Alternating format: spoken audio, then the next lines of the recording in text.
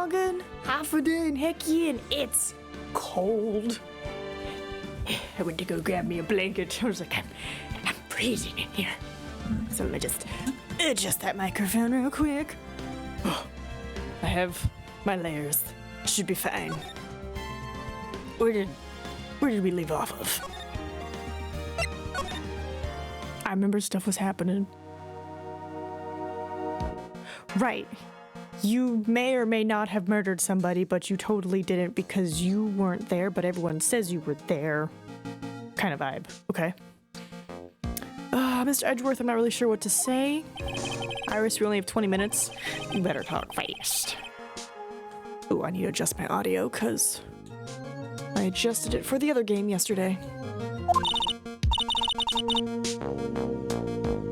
That should be good.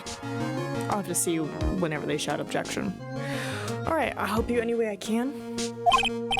First, about that night. You really didn't go to the inner temple, correct? Let's see my blanket.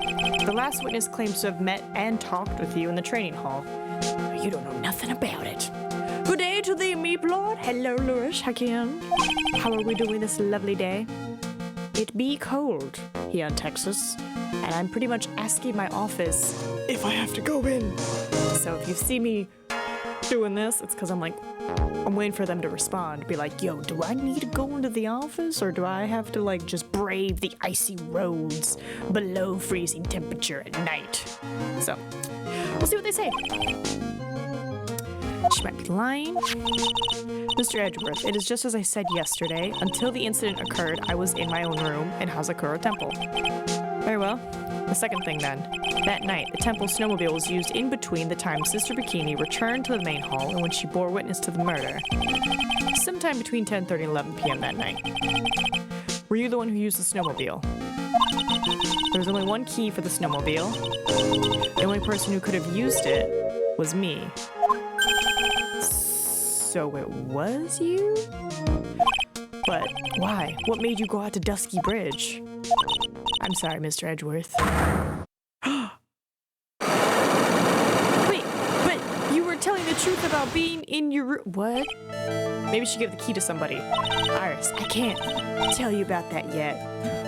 You're literally on trial for murder. You better tell me. Yet? Not until her safety is confirmed. Who? Her. The safety of the acolyte. The acolyte? Do you mean Maya?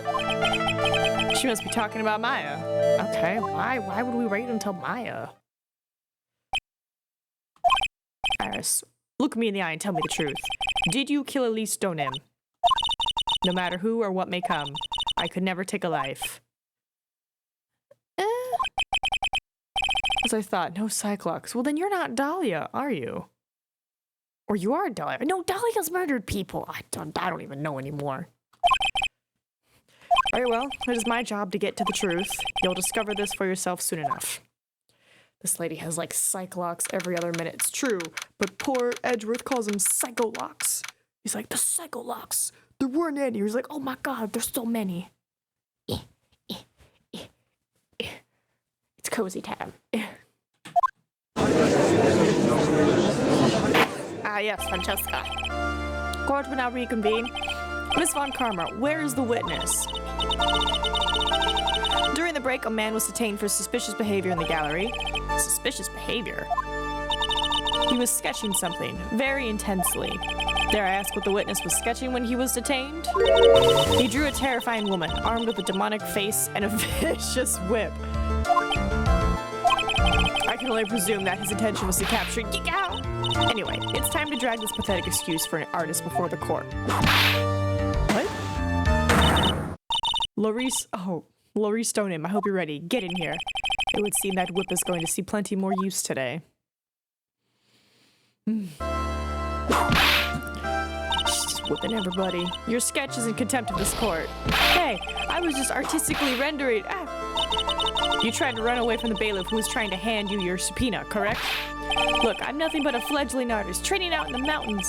I'm only down here in the city because I ran out of green paint.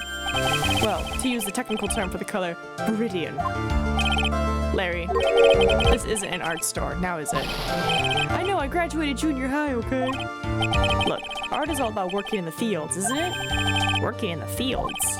I presume he wanted to say field work. I hope. That's it. Thanks, buddy. It's kind of sad that I was able to understand his mangled train wreck of a sentence. I just happened to stop in here and found a wonderful new model. So see, I've got nothing to do with this trial at all. I expect all of your faces to be red when you realize this mistake. Bright red. Or to use the technical term, Crimson Lake. Ouch. Oh my goodness. Stop your pathetic blabbering and testify like a man. Refrain from whipping me, Miss Von Karma. Cross-whipping is as bad as cross-checking. Witness, that was all your fault. Testify now. This is too much for me. Oh, Larry.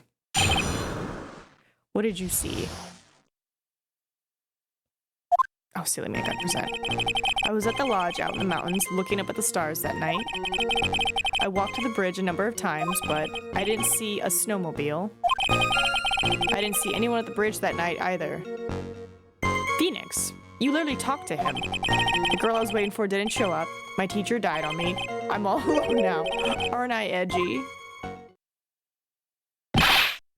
Alright, witness, please refrain from talking directly to the lawyers during your testimony. I'm just a nobody, nothing but a small, worthless man, aren't I? And why wasn't I asked for my name and occupation or anything else? Mr. Edgeworth, this man seems to have quite a severe inferiority complex. He's recently been the cause of numerous incidences. I think he's finally realized for himself just how much of a nuisance he has been to other people. Yeah, that's right. I'm behind everything. Every case. Watch out, okay? Just touching me will make you internally unhappy. Well, then let us proceed with the cross-examination with no touching, thank you. We can delve into other details at a later time. Yeah, where's the... I didn't see it, but you literally talked to Phoenix. Yeah, what do you... Objection! Larry Buttes, I can understand why you might want to throw your old life away. You're pretty pathetic and you cause all sorts of trouble. I'm sorry, but having realized just how much of a nuisance you have been, that could be considered a step in the right direction. Edgy, are you trying to console me? I hope not. It certainly doesn't sound that way to me. However, I cannot forgive you for simply turning away from the incidences you create. What? You're totally pinning this on me. Now then, let us talk about the night of the murder. Sister Bikini, after seeing the murder take place, asked Phoenix Wright to report it. Thus, he headed for the public phone by the bridge. There, he happened across a certain nefarious individual. You, Larry Buttes. That's right, me, in the flesh. Listen carefully, witness. It doesn't matter if you change your name. So long as you remain pretty pathetic, you will continue to cause these incidences. That reality will not change. What do you want me to do then? Russell's snoozing. Larry, what you need to change is your inner self. But for now, what you saw that night. Testify truthfully about this one issue is all I need from you. Testifying. Edgy. I think I've finally woken up. Well, I guess I could still be sleeping. But anyway, I'll do it. I'll testify. Isn't that what you're already doing? Well, I'm not sure this will go especially well. I'll ask again then, witness. What did you see on the night of the murder? Why is he like this? Alright, what you saw, part 2. I went to the shack at around 9, so it would have been about 10:30. I was lying under my bedding when a white flash almost blinded me. I looked out the window, and Dusky Bridge was on fire. There was still some thunder, but I went right away to check it out. That's when I ran into Nick. I don't remember there being any thunder. You certainly saw quite a lot, didn't you? So, what happened to the bridge after it caught on fire? It was like me after a 3-day stint chasing a girl. It totally burnt out, like almost totally gone. I mean, trying to cross the burning remains was what caused Nick to fall. What did you say? Oh, don't worry. It's nothing life-threatening. He just caught a cold. I never know what that meant, if he should be called lucky or unlucky. Now, Mr. Edgeworth, please commence your cross-examination. The weird thunder line. That was... No one's talked about thunder this whole time. We've talked about lightning and the weather report, but no one's talked about thundering. Maybe I can press him on it. Hold it! You said right away, but exactly how long after the strike was that? Lightning fell and then the bridge caught on fire. Maybe around 5 minutes? I mean, I suddenly thought, gotta go check this out. How far is this small shack you were in from the bridge? Hold on. Well, it had pretty much stopped snowing. I guess about a 5-minute walk? And how did Dusky Bridge look when you got there? Like I'd recovered a piece of my childhood?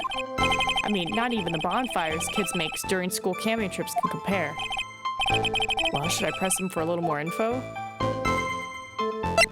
Oh yeah, why didn't you call anyone? You were right there by the phone. Larry, let me ask you one thing. What is it, Edgy? What's with the serious face? Why didn't you call anyone? Huh? What do you mean?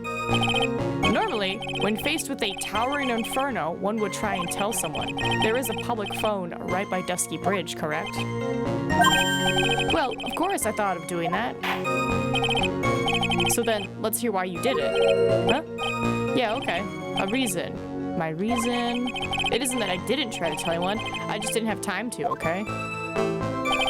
I arrived at the bridge and Nick showed up less than a minute later. He told me about the burning bridge yesterday, but there's still something that doesn't quite fit. It looks like, despite his change of heart, Larry still isn't telling us the whole truth. I went to the shack at around... Okay, so there's... Okay, let me go to the new statement then.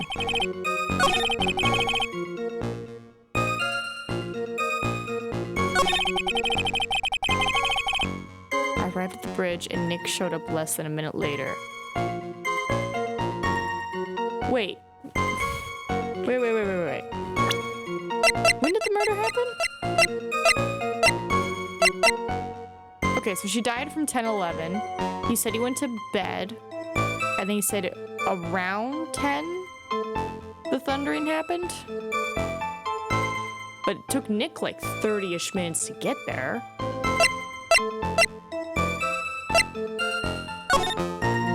Lightning struck. Around 30 minutes passed between the fire starting and going out. Yeah, lightning from 10 to 11. Yeah, lightning, no thundering.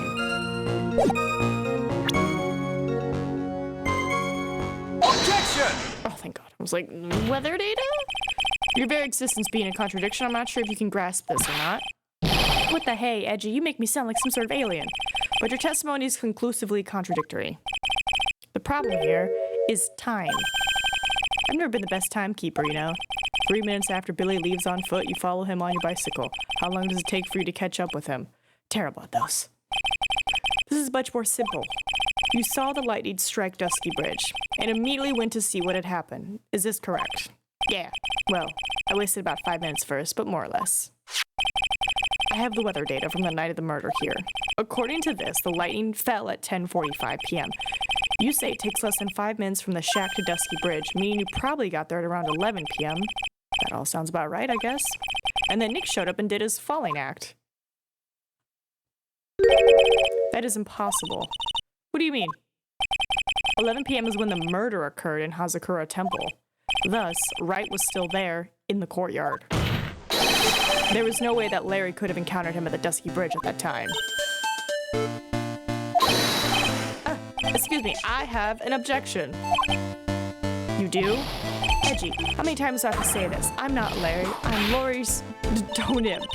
It has not been proven that the murder occurred at 11 p.m. The sister only said around 11, in which case it could have been earlier than that. Watch your footing there, Miss Francesca von Karma. The slope ahead is slippery. But there is still no way that Wright could have been at Dusky Bridge at 11. And why not? It is clearly written here in the weather report, data report, it took around 30 minutes for the bridge to burn out. Therefore, the bridge must have been burning until at least 11:15, which means, what exactly? Wright did not see the bridge while it was being consumed by the flames that night. In fact, he did not arrive on the scene until flames had died down. Larry, you arrived at the bridge at 11 p.m., but Wright did not make it there until at least 11:15. I suggest you stop hiding things and just tell us the whole truth. Now then, what happened during these missing 15 minutes? I feel like I just got brutally woken up by toilet splashback. I guess I was still sleeping after all. Ha ha ha, pinch me. Order. So there was a missing 15 minutes prior to meeting Phoenix, right? I hardly see that as much of a problem. Yeah, not much of a problem at all. Really? The bridge is burning before your eyes, and there is a phone right next to it. Why then did you not report the accident? Yes, witness, why didn't you? Were you there simply to watch the bridge burn? And therein lies the problem. For even after the bridge had burnt out, he was still there. Staring into space, this witness didn't even attempt to fulfill his civic duty. That's what it sounds like. But this is Larry we're talking about, and even he isn't capable of being so stupid. Which means there has to be a reason for his inaction. I swear to God, if you say it was to paint or the bridge, edgy. I think it's about time I got serious with you, dude. Just as I thought, you've been playing with us all this time. Listen, I'm going to tell you everything. Are you sure you want to hear it all? Yes? I may really say it this time, everything. Yeah. Then say it. Right? It's like, get. Very well, I have a terribly bad feeling about this. However, let's have the witness finally give us the whole truth. Now, for this 15-minute gap, what were you doing, witness? The missing 15 minutes. I'm a donim, I'm an artist. What did you think I was doing? Sketching in front of the us. I was whipped up into a frenzy of art. The shock and all that I was feeling. It transferred all directly onto the page, before I realized that the flames had gone out, and then he came running up.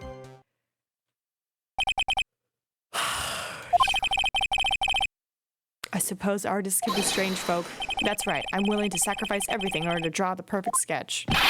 Including the truth from the sound of it. Mr. Edgeworth, has this removed the last of your doubts? Not at all, Your Honor. One very large doubt still remains. And what would that be? This is a surprisingly believable story, especially considering the source. So why did he think he needed to hide it from us until now? I intend to drag the reason out of him. Ah. Ha ha ha. You'll regret this, Edgy. What? Why? Why not just tell me? Yeah. Hold it! I'm gonna just press on him, I guess. Sketching. The burning bridge. The burning bridge and everything that came with it. What? Came with it? You want to hear this from my lips, do you, Edgy? You'll regret this. The sketch of mine is... enough. Just take that ridiculous sketch of yours out already, witness. Oh yeah, do you have it? What are you talking about? I don't know what you mean. That does indeed appear to be the fastest solution. I'll leave it to you, Mr. Edgeworth. What should I do? I've got a terrible feeling that the instant the sketch is revealed, the entire world may be changed by what is depicted there. Look at the sketch.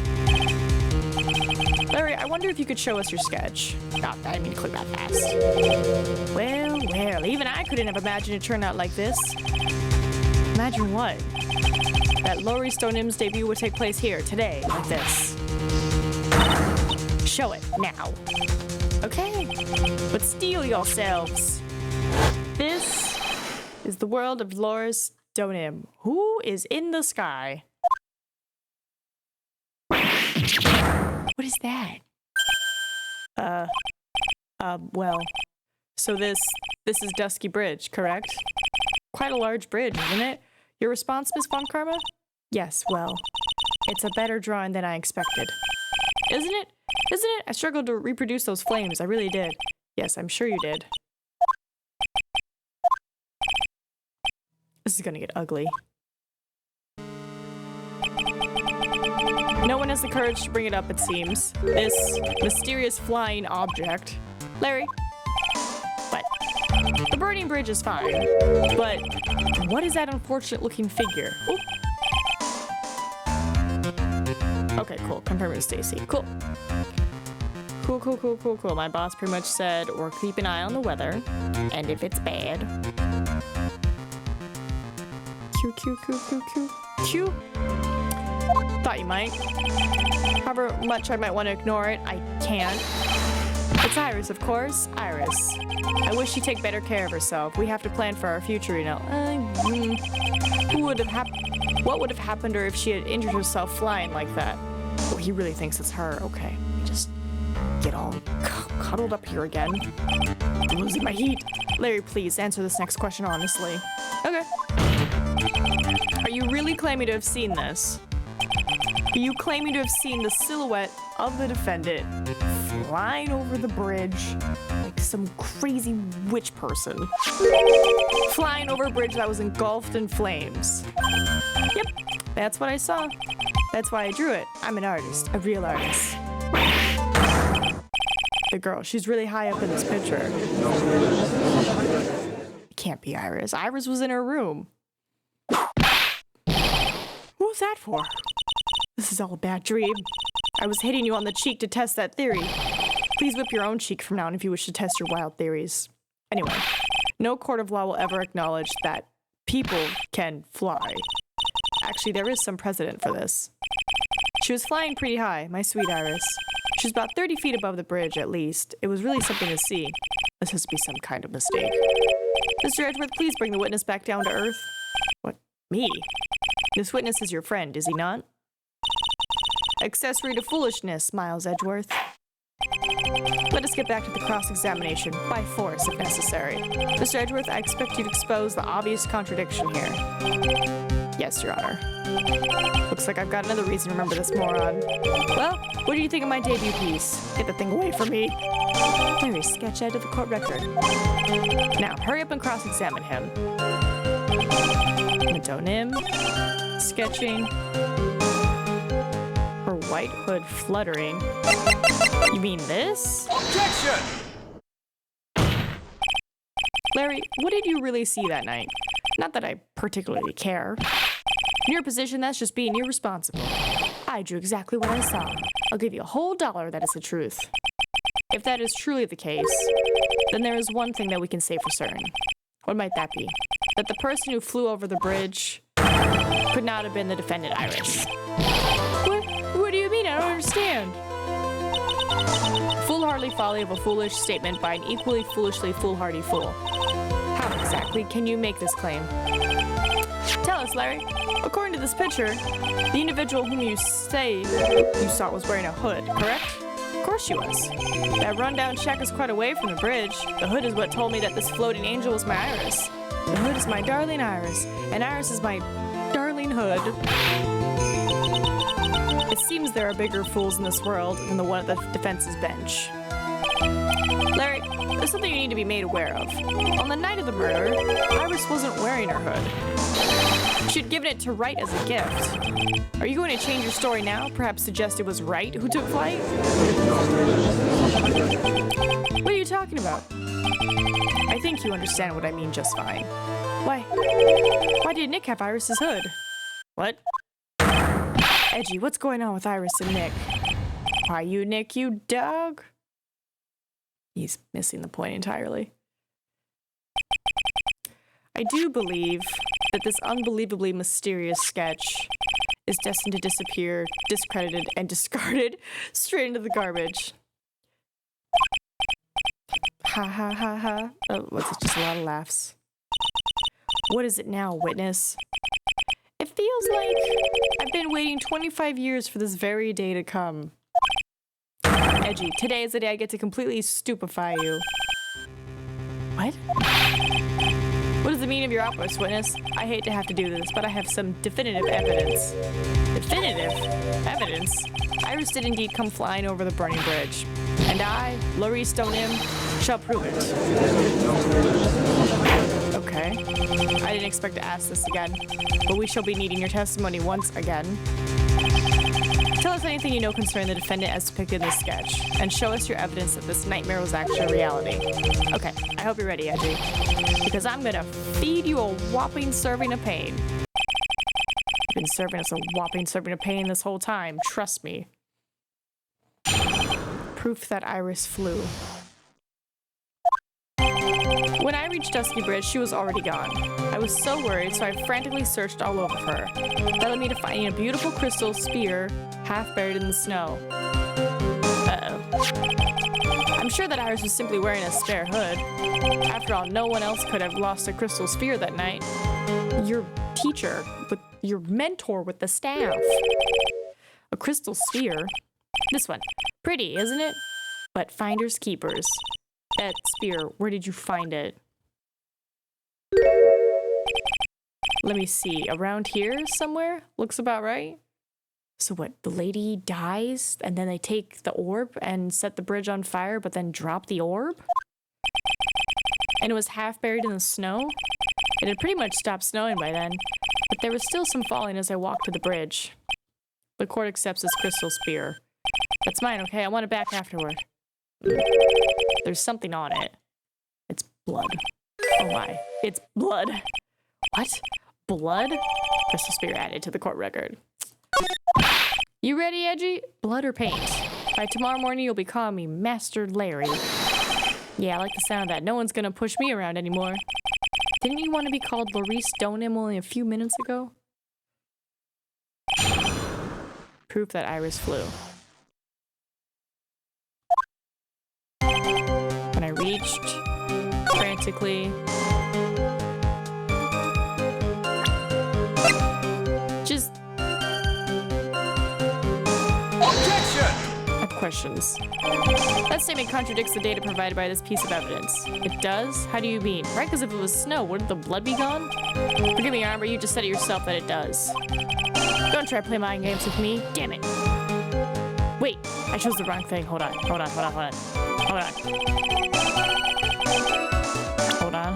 This. Objection! Larry, that night, there was someone who lost a crystal spear. There was? Who? Who was this stupid idiot? Miss Elise Donim, the mentor to a stupid idiot? The victim? I have a photo of her here. And on the end of her staff, you can see a familiar-looking crystal spear. Hey, that's my photograph. Give it back. A crystal spear like that is quite easy to find. I have one just like it on my brooch. They look nothing alike. In any case, please take a look at this. This is the victim's staff found at the scene of the crime. The crystal spear. It's gone.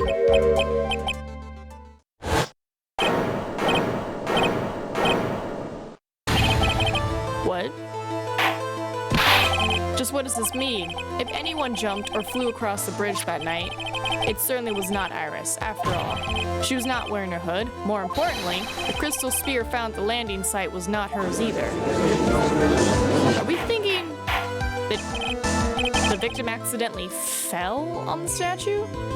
That means the one who flew and dropped the spear was the victim, Miss Elise Donim? A fool alongside another fool on a fool's errand to reach a foolish conclusion. First of all, this sketch, which I prefer to call a scribble, is ridiculous. People cannot fly, thus it is rejected. You can't do that, I saw it with my own two eyes. And this crystal spear, this is nothing more than a red herring. You honestly believe that? Give it some thought, and I'm sure you'll realize it as well, Miles Edgeworth. Elise Donim was in her room on the night of the murder. There was no reason for her to go to Dusky Bridge. Therefore, this spear cannot be related to this case. That is all. God, if only real court worked like this. Miss Francesca von Karma, as I tried to cover my toesies. The only people who accept the explanation are scatterbrains and clowns. Why are you pointing at me? The victim's crystal spear was found near the bridge on the night of her murder. Yet you expect us to believe this has nothing to do with the case. That crystal sphere was probably thrown away at the bridge after the murder. After the murder. There was blood on the crystal spear, isn't there? This naturally suggests that it was thrown away after the murder took place. The killer placed it there to throw the investigation off the scent, which is the exact same reason that he drew that ridiculous sketch. I'm sorry, did she just say he's the murderer? You mean I'm the killer? No. All joking aside, just when did this crystal spear actually appear near the foot of the bridge? Unless this can be proven in some way, I refuse to believe this is related to the case. She makes a valid point. There is no evidence that Elise Donim left Hazakura Temple that night. However, if somehow this crystal sphere can be proven to have been dropped before the victim was killed, then this case is going to transform into something else entirely. Your response, Mr. Edgeworth? I want your final opinion on the disposition of this crystal spear. If it is not related to the case, then this witness who you called will have been nothing more than a monumental waste of time. Prepare yourself for some very appropriate punishment, Miles Edgeworth. Can I prove it? Can I prove that the crystal spear was dropped before the murder took place? I want to say yes, because we did that whole crazy snowmobile tracks thing. So it's like whoever took the bike out probably did it. To simply prove it, that's the only option. That's what we do. That's the way Phoenix Wright would do this. Your Honor, allow me to prove something to you. I will prove that this crystal sphere is a vital link to solving this case. You will do what? That look in your eyes. You remind me of Phoenix Wright when he is cornered. That should come as no surprise, because right now I am Phoenix Wright and I am indeed cornered. I order you to present your evidence, Mr. Edgeworth. Oh. Evidence that proves that the crystal sphere was indeed dropped before the murder. Did they just show it to me?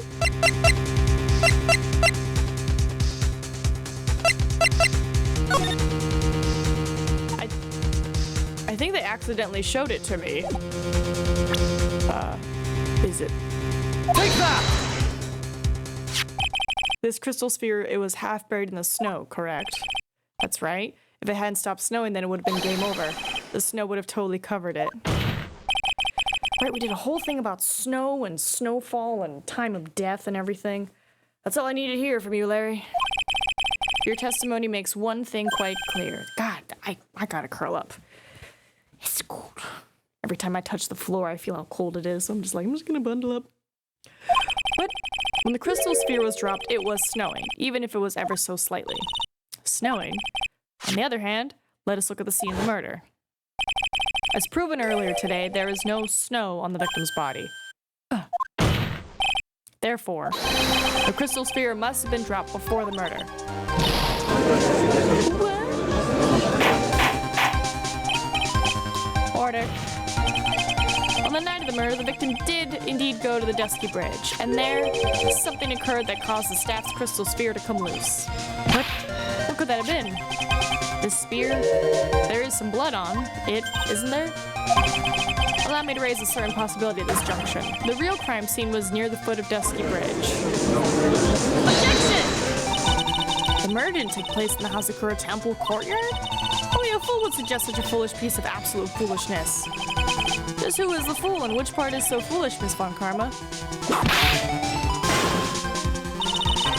Have you been paying any attention this whole time, Miles Edgeworth? The sister saw everything. She saw the victim being killed by the defendant in the Hazakura Temple courtyard. That's not exactly true, now is it? To put it more precisely, what she saw was the murder weapon being removed from the victim's body. That's the same thing! No, it isn't. You said it yourself. Very little blood is actually lost. At the moment of a blade's insertion, if you want to talk about when the most blood would be lost from a body, that'd be when the blade is removed. If that statement is the truth, then Dusky Bridge could very easily be the scene of the murder. The murder weapon was not removed, thus there was no bleeding. Objection! You are forgetting one vital thing, Miles Edgeworth. Elise Stoneham's body was found in the Hazakura Temple. On foot, it takes 15 minutes to travel from Dusky Bridge to Hazakura Temple. You mean to suggest someone carried the body all the way? Or the snowmobile? I've made it this far. The only place to take this is to the end. I just need to prove that my version of the events is also perfectly plausible. Now the defense is ready, the court would like to have an explanation. Please show us the method by which the victim's body was carried to Hazakura Temple. Also, that's 3 points if I get this wrong. Yeah. Snowmobile.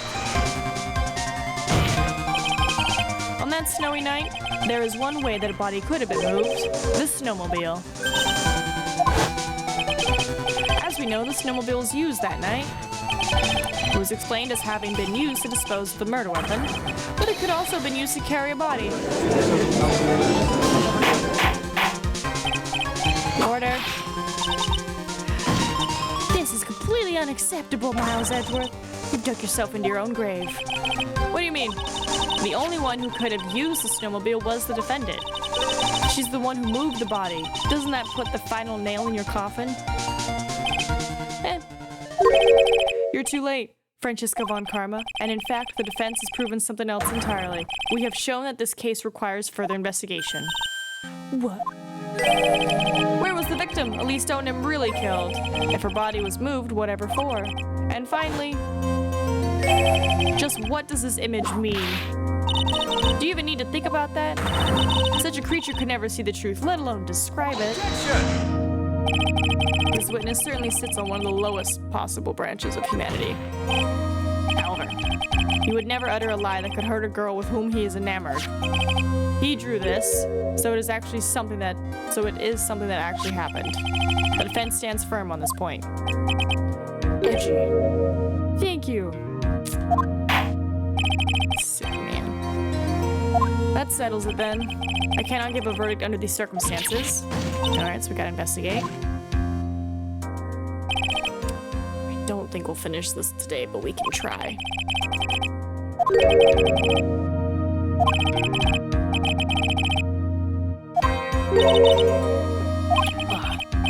There was one reason and one alone for me being here. To expose the darkness lurking in this case and then pass it on to Wright. Really? That's what this was about? You could have just told me that from the very beginning. Then I wouldn't have had Franzi whipping me. Miles Edgeworth, as I fix my thing. I don't care about what you were here to do. This is my chance to finally grind you under my heel. A shame that your chance seems to have slipped you by. What a shame. What do you call it? Franzi? Fanzi? This is all your fault. Such a terrible witness. I demand satisfaction. Oh my goodness. You good? You good, buddy? I cannot believe that the witness's testimony relates to an actual event. However, there has to be some sort of answer for the questions it raises. Have his words here today been the truth or lies? Next time we gather in this courtroom, those are the matters that shall be addressed. I am counting on thorough investigations by both the defense and the prosecution. And with this, the rest is up to you, right? Court is now adjourned.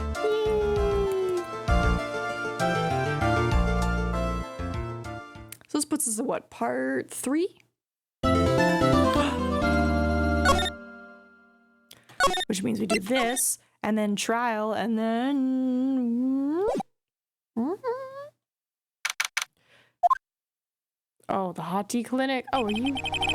I'm still up at this hour, reading through the trial record of a certain case. It's the first case my mentor, Mia Fey, had ever handled in a court of law. The horrifying truth that I refuse to accept is holding me hostage here within its pages. Dahlia Hawthorne. What have I read? I don't want to believe. What is written here? This isn't the Dahlia I knew. After falling into Eagle River, I was somehow miraculously saved. But I ended up catching a cold that seemed to knock me around the world and back. I feel dizzy, my ears are ringing, my throat burns, and my head is on fire. But I will recover. I have to recover by this afternoon. I have to meet with the most ill-tempered witness imaginable. But I know that he will be able to help me with him. Somehow.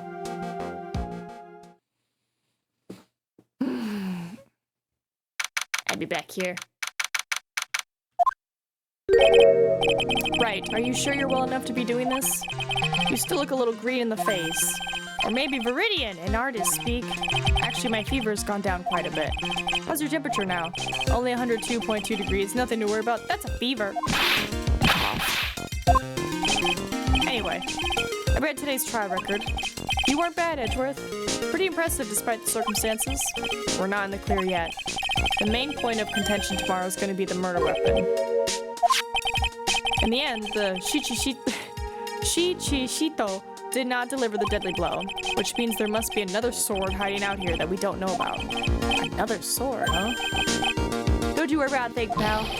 I'll dig up the murder weapon myself, or I'll eat my coat. Thanks again, Edgeworth. I'll handle things from here. That is probably for the best. Actually, I was thinking about paying the old precinct a little visit. There's something I want to look into, and that is our client's background, naturally. You mean Iris? I have the feeling that we've met before.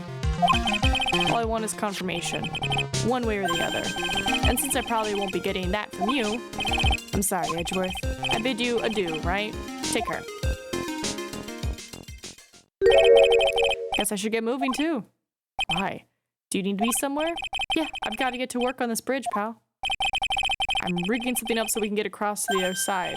Oh, that's right. Maya's still stuck over at the inner temple. But don't you worry, pal. As soon as it's all set, you'll be the first to know. Thank you, Gumshoe.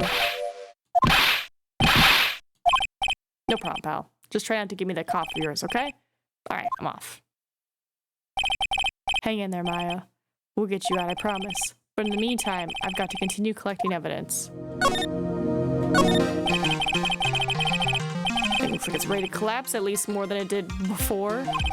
According to Bikini, Eagle Mountain is very prone to earthquakes, which reminds me, if my memory serves me correctly, Edgeworth isn't exactly a fan of earthquakes. Yeah, no, the last one technically murdered his father, so it was like double trauma.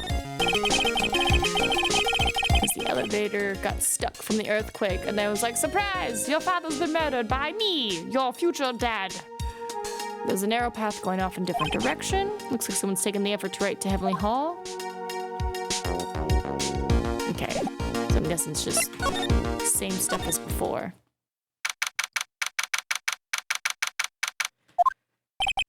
Come on, please, it's for art's sake, I swear. There's only one guy I know who could be this persistent and high-strung. I'm talking about the heroine here, the heroine in my book. I'll make you famous. Enough. Fools, fools, who foolishly accept the foolishness of a fool's fool. Wouldn't you agree, Phoenix Wright? Huh? Me? Wait a second. I know you. Your reflexes and mine need to shape up. My brain's frying like a sunny side up and you want to grill me over a name? Francie, you can't do that. Even as we speak, Nick's on the brink of death. Or so I'm told. Whip a dead horse. Isn't that one of your American sayings? No, it's not. And I'm not on the brink of anything. Come on, Nick. Tell her, would you? Tell her she needs to model for my new picture book, Francie's Whippity Whip Trip. Before you ask me to model, learn to give at least semi-coherent testimony. And before that, you'll have to learn how to live a semi-coherent life, Larry. I don't care what anyone says. I'm telling the truth. I saw what I saw. She flew, I'm telling you, whoosh, just like that dude with the red underwear.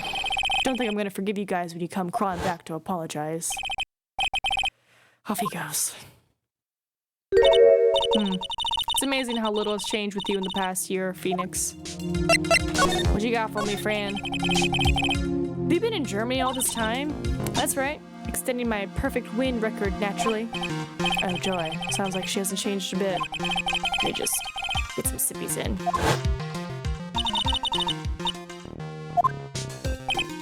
So this is just rehashing our meeting.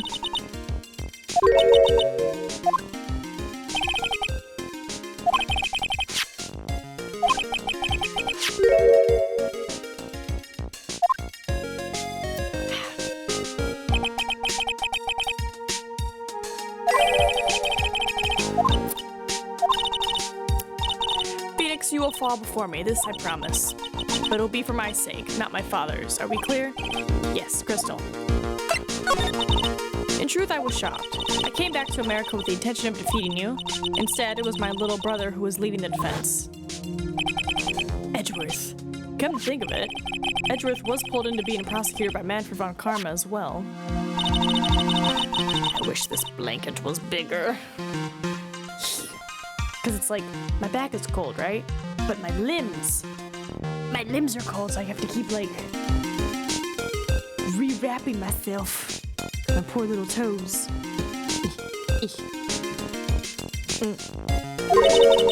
He said this case has a special significance to you, because it does. And that's precisely why I'm here. Your personal involvement will make crushing you into teensy-wincy pieces all the better. It's probably the fever, but she's so openly hostile that's almost kind of cute.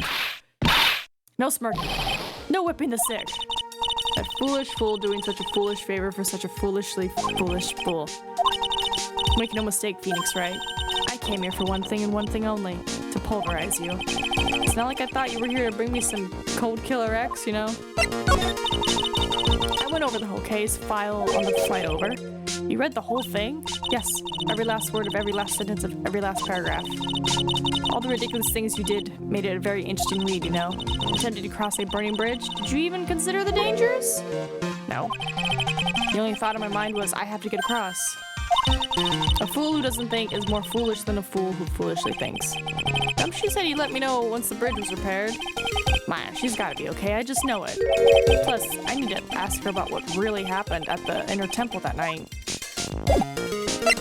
Alright, that's all the talking with you.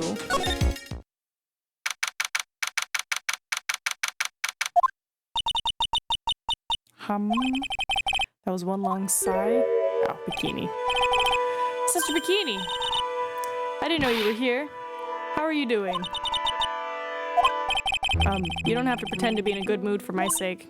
I suppose I've made a terrible mess of things, haven't I? I let Mystic Elise die, and then there's Iris as well.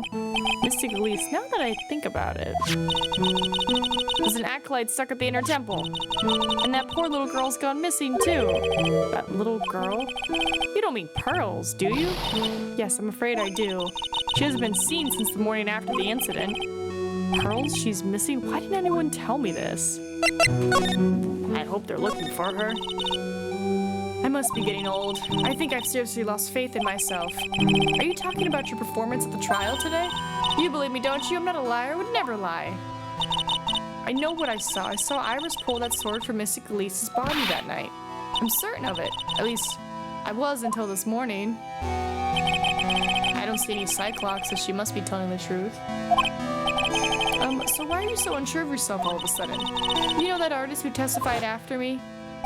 I saw Iris flying, her white hood fluttering. I feel like I might start flying myself. When I saw that man testify so feverishly about something so impossible, I started to wonder if I had acted just like him when I was on the witness stand. I wouldn't take that guy too seriously. He's an artist, but all he draws is trouble and nothing else.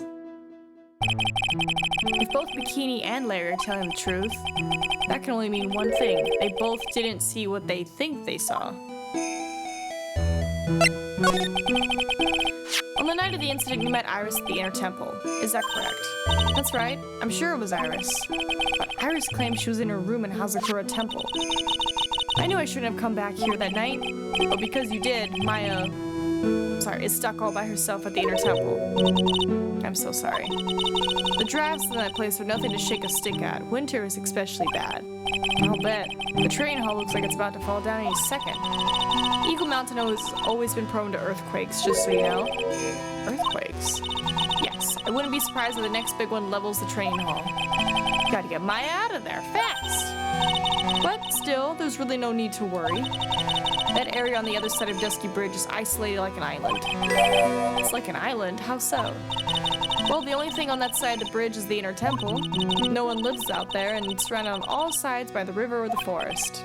Let's see. So a criminal would be trapped should they choose to flee in that direction. And as long as the bridge is out of commission, he or she will have to stay there. That means Maya could be stuck out there with a murderer and with no way to escape. Oh, yes, I suppose it does. Poor Sister Bikini is trying to comfort me and it's making it worse. Curious about a few things, if you don't mind answering some questions. Oh, do you know my measurements for investigation or something? No? I want to know a little more about the victim, Miss Elise Donim. I'm afraid I don't know her waist size, or her bust size for that matter. No, I'm wondering why she came to stay in a place like this to begin with. I mean, she told us herself that she wasn't here for spiritual training. Oh, you make it sound like this place is some sort of dump. Mystic Elise was here to soak up the natural beauty of Eagle Mountain, if you must know. There, you did it again. Sister Bikini, I noticed you always refer to Miss Donim as Mystic Elise. Oh? Yes. Now, why is that? After all, she's not here as an acolyte. We address all our visitors as mystic. It makes their experience feel authentic. And anyway, she's older than me. You must respect your elders, you know? How do you know that? How can you say that for sure that she's older than you? Oh?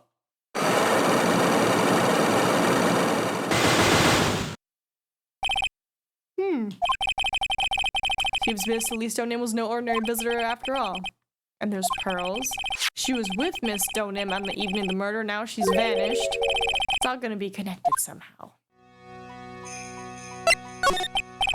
Why did pearls have to get mixed up in this mess? Please, Mr. Wright, I know you're worried, but try to keep it together. Oh, man. My head's throbbing so bad it's killing me. Pearls. She was with Miss Stonem on the night of the murder, remember? Yes, but I have a temple to run, you know. I was busy preparing for the training. I didn't see the little darling even once after we'd finished eating dinner. The murder didn't take place right in front of her innocent eyes, did it? According to the detective, she hasn't turned up at her home either. Come on, keep calm. There's one place left where Pearls could be.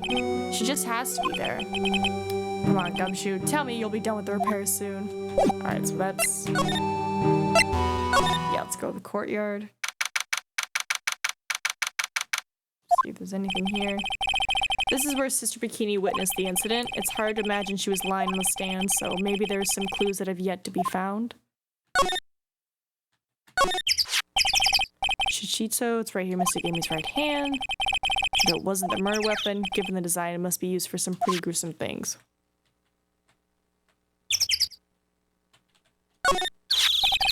Stoneham's staff, definitely remember there being a crystal. I guess Larry eventually found the sphere. What was it doing all the way out there? That is an odd place. There's really not too many other clues.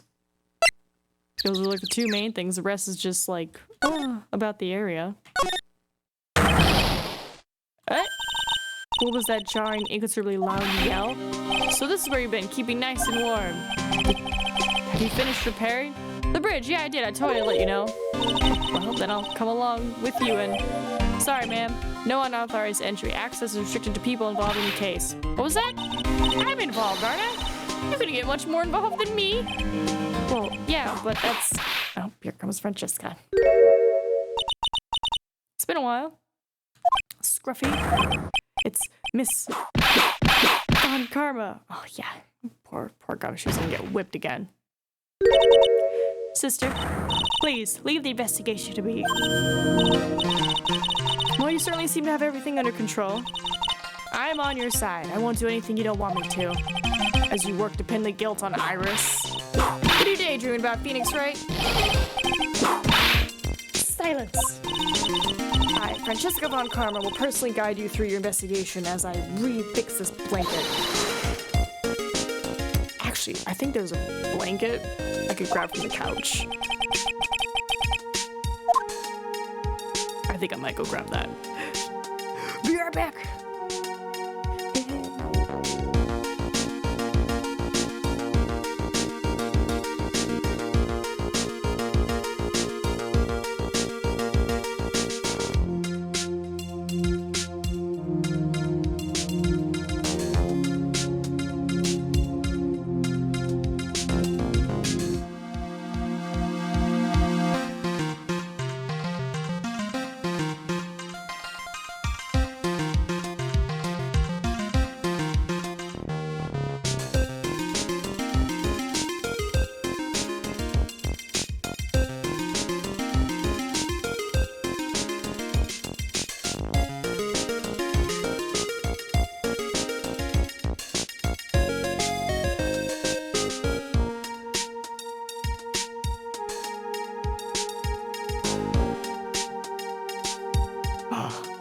Better.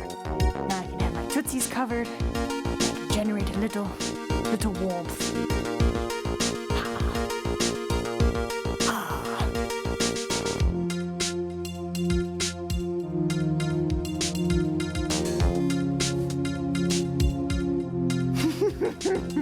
I am a burrito.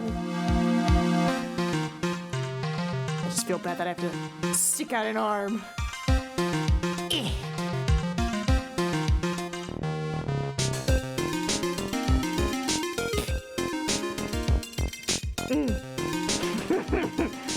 Just do the entire stream like this.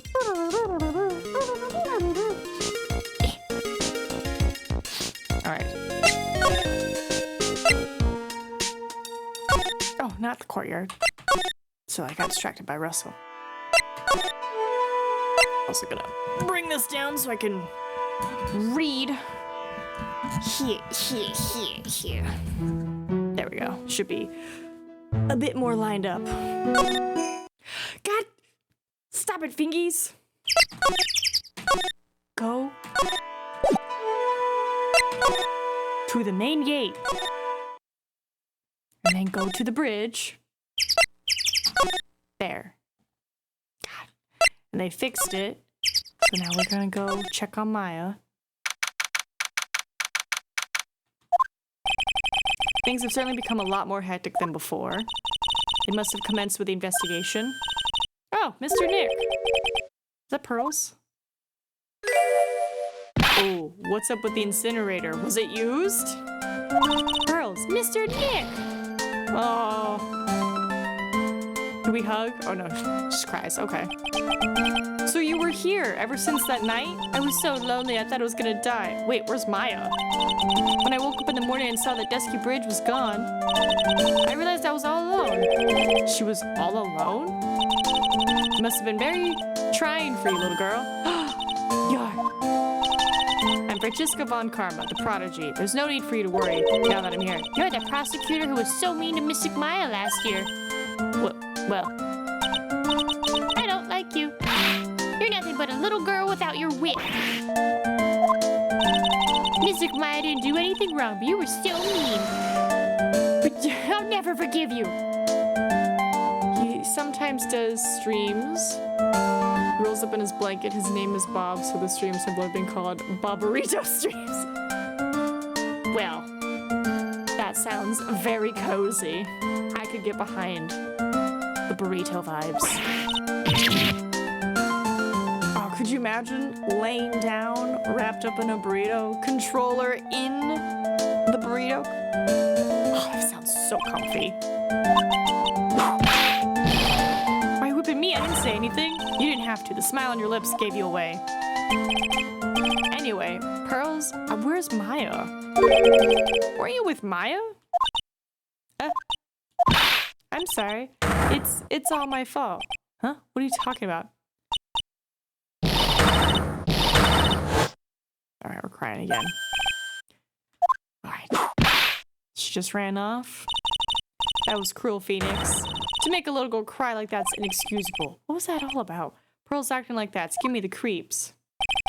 I guess I better take another look around since I finally got a chance, especially since something about this place seems different from 2 days ago. Yeah, like, what happened to the furnace? There's a weird smell coming from the incinerator. Sorry, incinerator.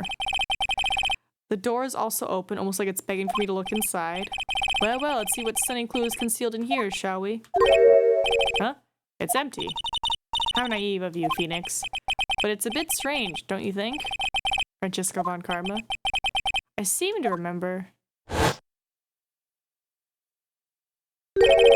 There was snow on this incinerator the first time I saw it. Yeah, so somebody used it. Probably Pearls to stay warm. In other words, someone's been using it to burn something recently. Listen, Phoenix. It's imperative to call people by their full name. I was only copying you. Imperative? Alright, let's go to the training hall. Burrito vibes do be nice. I'm just like, Oh my god, I could imagine some food. There's a lock. Wait, is Maya still deep in the cave? What's wrong? Why are you so quiet? Maya, she was supposed to be in here training, yet it appears she's nowhere to be seen. What's that? That strange lock? It wasn't there 2 days ago. Oh my god. This whole room is really giving off strange vibes. Oh, what happened to the scroll? What do you think this is? It's a scroll, not a poster. It's a picture of a woman who's actually... Soup? What happened? A woman. I don't see any woman here. There's a different atmosphere in this room since the last time I was here. No, it's not a different atmosphere, it's a different smell. It's gravy! What's the matter? This scroll, it's been completely covered in gravy. Oh, did Pearls accidentally spill gravy? Yes, there's a very appetizing smell in the area, but gravy is a type of sauce, so when you run out of paint, the Americans use gravy as a substitute, I see. No! No one does that! For starters, it stinks. This must be the gravy that we had with the roast on the night of the incident. But why would anyone do this? Why this scroll? Okay. What happened here? This door. When I was here 2 days ago, that weird lock wasn't on it. Those chains, it's almost as if they're guarding something inside that cavern. I've never seen a lock quite like this before. I have. I've seen locks and chains just like this before. They look just like the ones that guard a person's secrets during a psych lock. I wonder if this lock is guarding something too. Dark secrets in a dark cavern. What took you so long? I thought even you'd manage to get here faster than this. Oh, Godot? Prosecutor Godot, I didn't know you were here. Prosecutor? How come you didn't show up at the trial today? Yeah, I could ask you the exact same question. Huh? But I had a cold, so I had something slightly more important than a common cold to deal with. The importance of which is something you have no hope of ever understanding. Enough, I believe I have the measure of you. You are the very worst kind of prosecutor. What could be more important than a trial? Who's the wild mare, Wright? This is Miss Von Karma. She was the acting prosecutor in your absence today. Ah. Well, I guess you won then. But you can go now, princess. It's time for the big boys to take the reins. Just who do you think you are? This case is mine. Hey, Billy, know you're rolling. Shut your mouth. I can't stand women like you.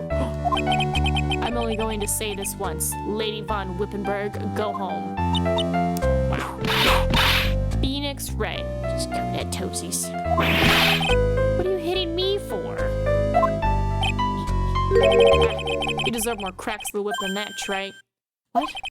You still don't get it, do you? You don't realize that you've set something in motion that you'll never be able to undo. There's something different about Godot today. He gained such a strong sense of something from behind that mask of his. Was it anger, or is it sorrow?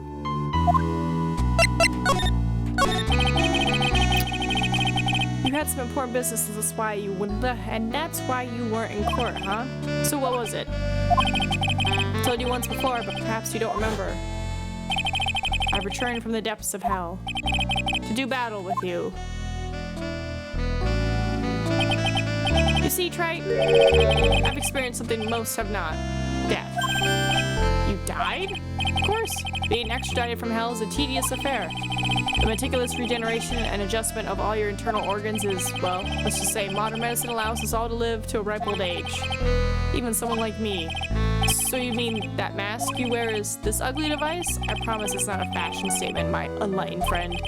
Without this, I can't see your frequently dumbfounded face. I didn't know? My eyesight's pretty messed up. Even with these huge goggles on my head, I still can't see everything. Still, I keep this worn-out piece of junk of a body going with regular servicing. Is he admitting to being a robot? What's happening? I'm sorry, but you say you experienced death? How is that possible? What happened? Why don't you ask him? Huh? Me? Yeah, Wright, you. You should know all about it. You know when my life ended? And who ended it for me? Well, Phoenix Wright, do you? I don't know what he's talking about. Although, to be honest, I do feel a little tug at the corner of my memory. I think I do know about how Godot was killed. It will all become clear in due time. Isn't that right, Wright? Sure? Earlier you said I've done something I can never undo. What did you mean by that exactly? The inner temple here on this side of Dusky Bridge is an isolated island. This was Bikini said too. And I wondered, Wright, do you know what the police are doing here today? What do you mean? They're searching. Searching for any trace of an acolyte who went missing. Missing? As leader of the search party, I can tell you this with absolute certainty. Maya Fey is not on this side of Dusky Bridge. Huh? But that's impossible. She came here that night. I won't say it again. The chances of her being here are nil. Excluding, of course, one very unique place. Inspector Gadget by antagonizing. One? Where's that? The Sacred Cave, the entrance of which we are standing at right now. This is the only place the search party has yet to explore. They haven't searched the cavern. Be aware, though, that the temperature inside frequently falls below freezing. Even if she were in there, the chances of her being found alive are slim at best. No! Which means, try that you sent Maya Fey to her death. I didn't put her there. She went to go train by herself. That's the situation. Why aren't you there with the search party right now? You must have blinders on, my equestrian angel. Don't you see the big lock and chains? It's a trick lock. I'm making preparations to open it as we speak. Well, Trey, once again, a woman dies because of you. Once again? What are you talking about? Don't tell me you've forgotten. It was only 2 years ago, after all, when the last unfortunate woman died because of you. Because of me? And you know who that was? It was Maya Fey's sister, Mia Fey. Mia! You killed her. Excuse me. I did not kill her. No, that's not how it was. It was 2 years ago. Mia Fey was pursuing someone, a man. But she bit off more than she could chew. She made a very dangerous enemy. Yeah, it's one case I'll never forget. But I got that guy, personally. Sure, Miss Fey's murderer was caught, but that won't bring her back. Well, no, but you were with her at the time. You and no one else. It was your responsibility. You should have protected her. I wasn't with her. You say Mia Fey was your teacher? Well then, I'd say you've learned nothing, right? You robbed her of her life, and now you've let her sister suffer the same fate. I haven't sentenced Maya to death. No. Yeah, no, Okay. I had nothing to do. She was alone in her office when she got murdered. I showed up afterwards because we were gonna go have dinner. What is this peculiar looking lock?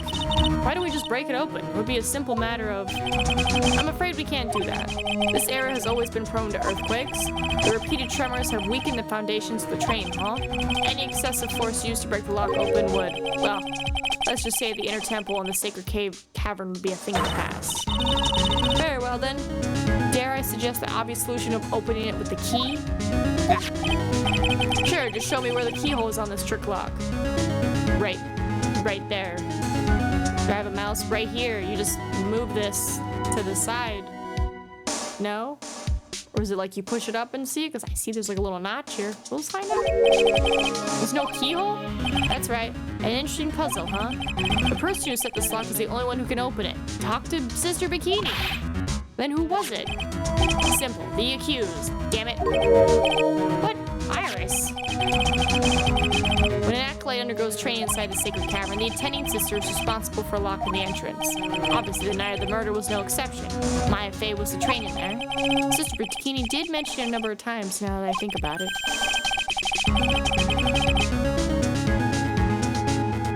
At most, the murder weapon was indirectly because of Phoenix, but even then, Red White surely would have used something else as a murder weapon against Mia. Right, because it was the clock, but she was like, I'm gonna hold on to it. So, again, she made an enemy. I showed up afterwards. So Iris the accused is the only one who can open this lock. I've arranged for her to be brought here. Iris is the only person who can open this lock. I hope she gets here soon. Hang on in there, Maya. We'll get you out. So, I should be getting back to work. Wait, Godot. How sure about Maya are you? There's no doubt in my mind. She's in the sacred cavern somewhere. It's the only place she could be. You better start praying. You better pray that friend of yours brings the accused back here soon. Edgeworth? Listen up, Trite. There's only one thing I want to say to you before I go. I'll never accept you. Never. Okay. You should choose your friends more carefully, Phoenix. That's what everyone says. Looks like I don't have much of a choice. I guess I'll just have to do what I can for now. Alright,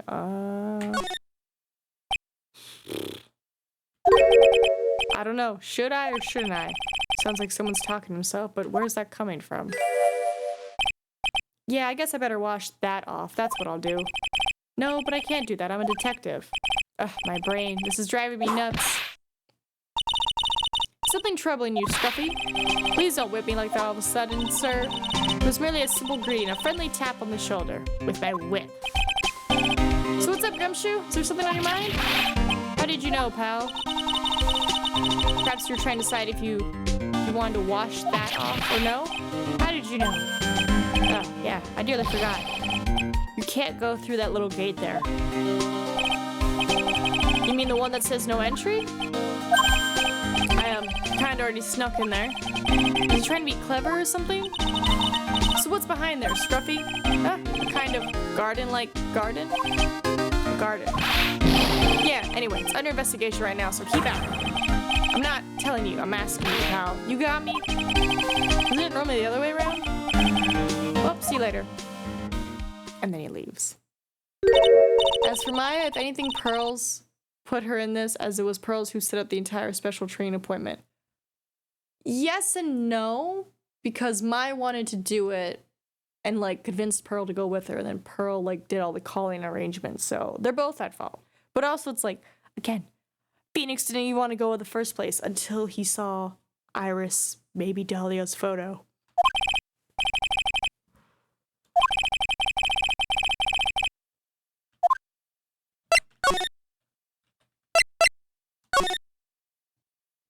Oh my god. Is that blood? There's a strange feeling in the air. I wonder what it is. Strange feeling. Forget about that. What's that strange writing on the stone lantern? What are you doing here? I thought I said you can't come in here. Don't you know, Scruffy, a Von Karma will always show up whenever there is a clue. And there are plenty of clues to be found here. But you better move aside. What the heck is that? Uh-oh. You spotted it, huh? Are you kidding me? It couldn't be more obvious. It says Maya.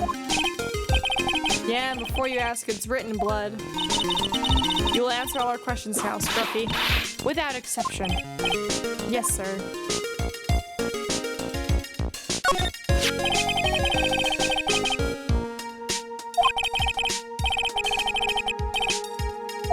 Leather cord? It looks like rope, not leather. Apparently belonged to the victim. To Miss Elise Stoneham? Yeah, there was a broken leather cord around the lady's neck. The ends of the cords found on both the victim and this charm match exactly. Sounds to me like this little trinket is going to be my ticket to getting some very big answers.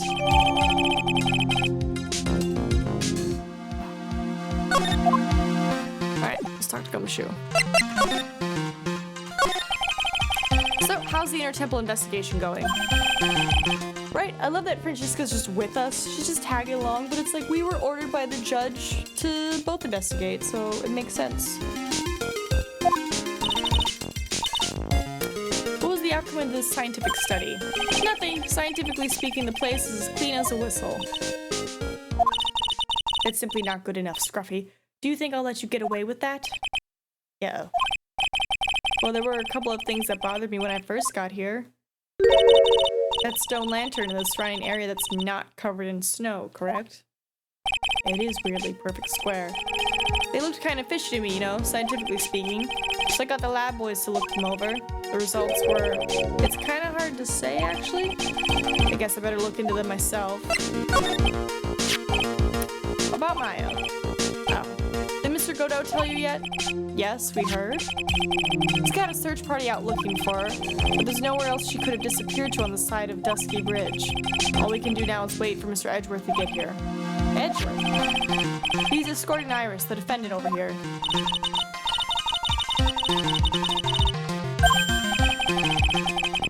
I think Mr. Edgeworth wants to talk to you about something too, pal. Huh? That's what it is. Just don't be expecting any good news when you talk to him. When I spoke to Mr. Edgeworth, sounded so down, I felt like I was drowning. Sounds pleasant? Maya. So these letters are written in blood. Yeah. What's worse, it's the victim's blood. This is Miss Stoneham's blood? We haven't done a detailed analysis yet, but it's looking that way, pal. Most interesting. Phoenix, I presume you know, don't you? Why Maya's name is written upside down? I don't know. You know what? That was really bothering me too.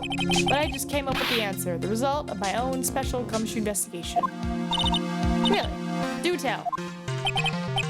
Well, on the night of the murder, that stone lantern was upside down. Ahem. Anyway, there's really only one logical explanation to this mystery. Miss Elise Stoneham wrote these letters herself, in her own blood. You must be joking. Why upside down? Then writing the victim's blood and the other clues left behind, it seems pretty likely that this garden was the scene of Miss Elise Donham's murder. At least, that's our current theory on how the events took place.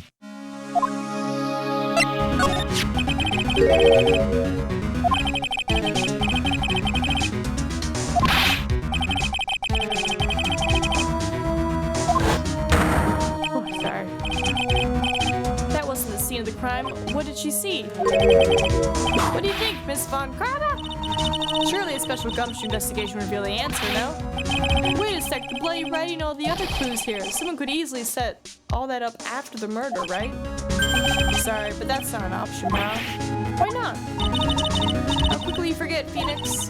Ever since the incident occurred, this place has been completely inaccessible. Because Dusky Bridge was completely burned out. I was overseeing repairs to the bridge the whole time. No one came over here before me and my men. Which means no one could have planted all this stuff here, pal. Ugh. Can't think of a counter-argument for that. I knew it. I should have washed the blood off the lantern as soon as I got here. If this really was the scene of the crime, then I need to figure out exactly what it was that Bikini actually saw. Alright, well, let me take a look at the ground. Well, this is odd. There's no snow on the ground here. And it's an almost perfect rectangle. Couldn't have happened naturally. Yes, it appears as though someone has carefully cleared away the snow. No doubt it was you, wasn't it, Scruffy? No, it wasn't me. It was very like that when my men and I got here to start the investigation. If it wasn't the police, then who did it? Oh, yeah. There's something I need to tell you. Just between the three of us, okay? What is it? It's top secret. Can't tell anyone. Okay. Well, when I was a kid, I got knocked out of the local wrestling contest, you see? Cried all the way home. Man, I got in so much trouble when I left it on the couch. What is he talking about? Is that it? Yep, that's it. Whoever cleared the snow away must have had a reason. Although I can't even begin to imagine what that reason would be.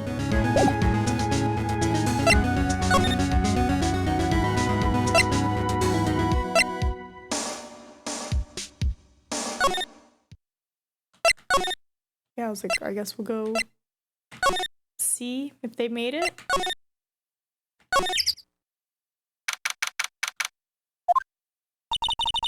Seems you have a visitor. Oh my. Alright, so I'm really glad to see you. Godot managed to mobilize the police by claiming a state of emergency. Never mind him, we've got to hurry unlock the sacred cavern. I'm sorry, Miss Wright. It's my fault someone so important to you is locked in there. Mr. Edgeworth, can we finish our conversation later? Alright. Let's hurry to the inner temple then. I'll see you later, right? Inner temple? Wait, Edgeworth, I'm coming with you guys.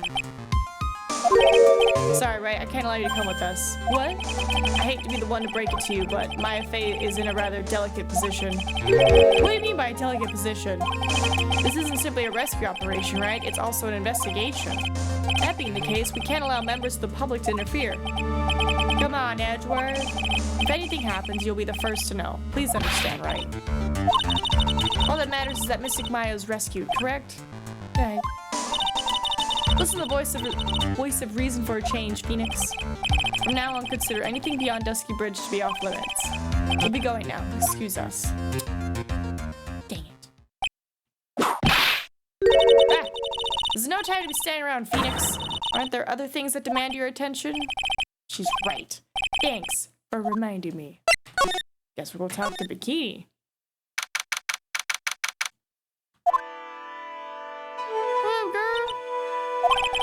Sister Bikini looks like she's shrunk some since I last saw her. Don't be so rude, Phoenix. What's wrong, Sister Bikini? Why, hello, you two. How are you doing? Oh,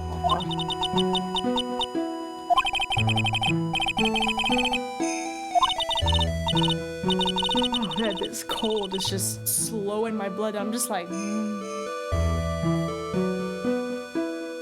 I'm like... A small part of me is like, oh, I just want to close my eyes for a moment, but I'm like, oh, if I close my eyes, I'm probably gonna be taking a fat nap. I'll just be like, achoo. Ugh. It was just a courtesy call. I wasn't allowed to talk with her at all. It's all my fault that this happened. Poor Elise. She was worried about my back, would you believe? What have I done to her? Only what you had to do, sister. You bravely and truthfully testified about what you saw. There's no shame in that. And we'll see to it that your testimony wasn't made in vain. Well, I don't hear anyone else saying that. Mr. Blue Suits doesn't seem to share your opinion, I see. Huh? Me? Wait, did she whip her? Did you whip Bikini? No, I guess she whipped me, Phoenix. Oh, you did great, Sister Bikini. Absolutely spectacular. You two are the only ones who said that to me. I can't shake the feeling that I just became a shill to a shrew. Do you have a problem, Phoenix? Sure, she was brave to testify so truthfully like that, but I know she's still hiding something. Guess it's time to break the cyclox of hers. Well, hold on. Okay, yeah, so let's get this going.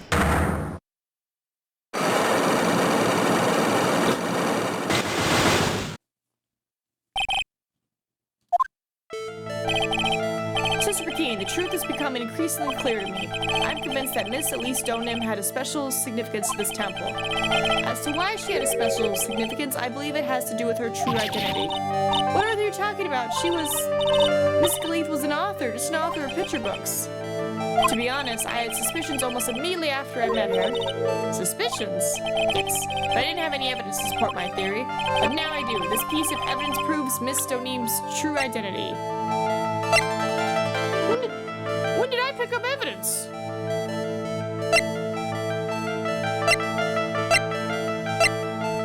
There we got the photo.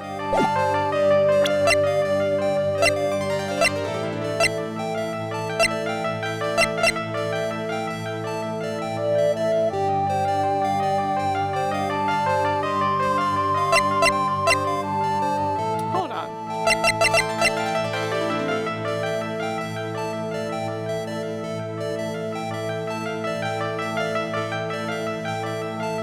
The symbols above.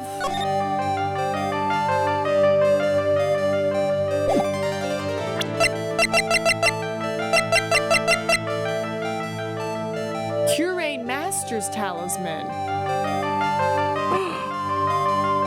Take that! Is that the mom? Is that the mom? Oh no. Miss Donim had this charm with her at all times. Where did you... This isn't some cheap good luck charm either. Then, what do you think it is, Mr. Wright? What could a talisman like that possibly mean? It's a talisman, isn't it? Interesting. Oops.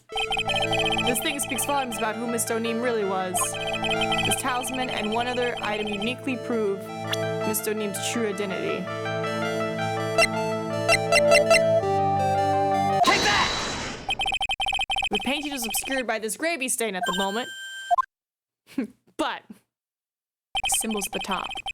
But this scroll shows the master of the Curane channeling technique. The crest at the top is a sign of that honorable title. The very same crest that adorns the talisman the victim carried with her. This crest is reserved for the master of Curane. Who on earth told you that nonsense? I've got no idea what you're talking about. The new master, Maya Fey, told me. What? You mean that acolyte is Misty Fey's daughter? Are you sure? Yes. In fact, since her eldest daughter passed away, Maya is Misty Fey's sole successor. Misty. Oh. This is gonna be oh, Maya. We find your mom and she's murdered? Mystic Elise graced us with her presence about a week ago. When she showed me the talisman with that mark on it, well, I nearly fainted. No one had seen her since she disappeared 17 years ago, after all. What is the significance of this talisman, sister? The Curane talisman is a symbol of the master of Curane. The bearer must carry it with them always until their death. Until their death.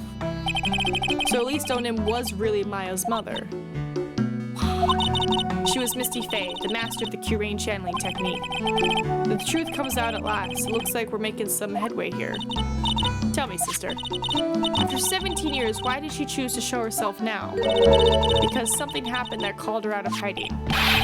What happened? Well? Oh. What's happening? It can't be. Earthquake! Oh no, Edgeworth. Ah! Oh my goodness, the inner temple! This kind of tremor might— oh my god. The inner temple? The sacred cavern in the training hall, it might very well cave in. What? Wow! Oh my god. She okay? It seems to have passed. But we can't just stand here and do nothing. Let's go. What? Where? To the inner temple, of course. Where else? Sister Bikini, we'll finish this later, alright? Of course. You run along now. People may have been hurt. I must get some first aid kits ready. Come on then, Phoenix. They won't bar you from entering as long as I'm with you. Thank you. Right at that moment, I had the worst feeling in my gut. We just had an earthquake. Yeah. I wonder if he's alright. Yeah? You look worried. Are you thinking about Miles Edgeworth? Come on, let's go. I'm worried about my bro. Gotta hurry to the inner temple. Right! Oh, he's fine. Ah, what are you doing here? How could I have? How do you expect us to understand if you don't speak up? Hey, why am I the one getting whipped? She's gone? No. The defendant, Iris. She's gone. Oh. Gone where? She fled. She escaped. What? Bro. One job. So it was just now? During the... It's easy to see Edgeworth's one and only weakness. His fear of earthquakes. I should have known better than to escort the defendant alone. As soon as the ground started shaking, everything went dark before my eyes, and I stupidly passed out. That incident haunts you to this day, doesn't it? It's no excuse for letting the suspect get away. I can't believe I let it happen. Right, the inner temple area is a dead end, so she could have only escaped to this side. We haven't seen her, and we need to get a manhunt underway now and search Eagle Mountain from top to bottom. Wait, Edgeworth. Have you thoroughly checked the inner temple yet? Don't be ridiculous. Why would I? The inner temple is like an island. There's no way to escape but to cross. No, that's not it. Iris isn't the type of person to run away, Edgeworth. What are you talking about? Sister Bikini mentioned something when we were with her. She said that the sacred cavern might have caved in because of the quake. Do you think Iris might have gone to the inner temple to check on the situation? Listen, Edgeworth. I'm sure she's at the inner temple. A manhunt is not necessary. Right. Let's not waste any more time. We need to get to the training hall's sacred cavern now. Alright, let's go.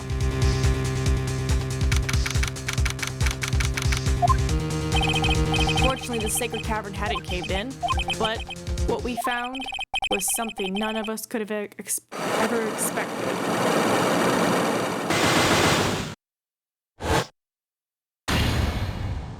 Wait, there's more? There's more locks? How can there be even more locks? What is the meaning of this? What is going on? Iris. Iris, please tell me. What the hell is going on? Yeah, what are you doing, girl? Oh! Okay.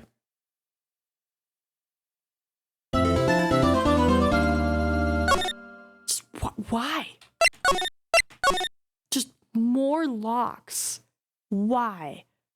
And then their mom, and I'm like, no! I'll just... Okay. Why? Why would Iris lock up Maya and murder her mom? Where they like, it was like an acolyte fight. They're just like, there can only be one school of magic, not magic, of training. I don't know. Right, is this what Godot was talking about? Yeah, the trick locks. Now then, Iris, please remove these at once. Mr. Edgeworth, I'm afraid I can't. It's not possible for me. What? During the earthquake, when the cavern was in danger of caving in, Iris escaped, and I know that there was only one lock when I last came here. So you're saying that you can't undo the new locks? Yes. If only I was stronger. Edgeworth, how are you feeling? You look a little pale in the face.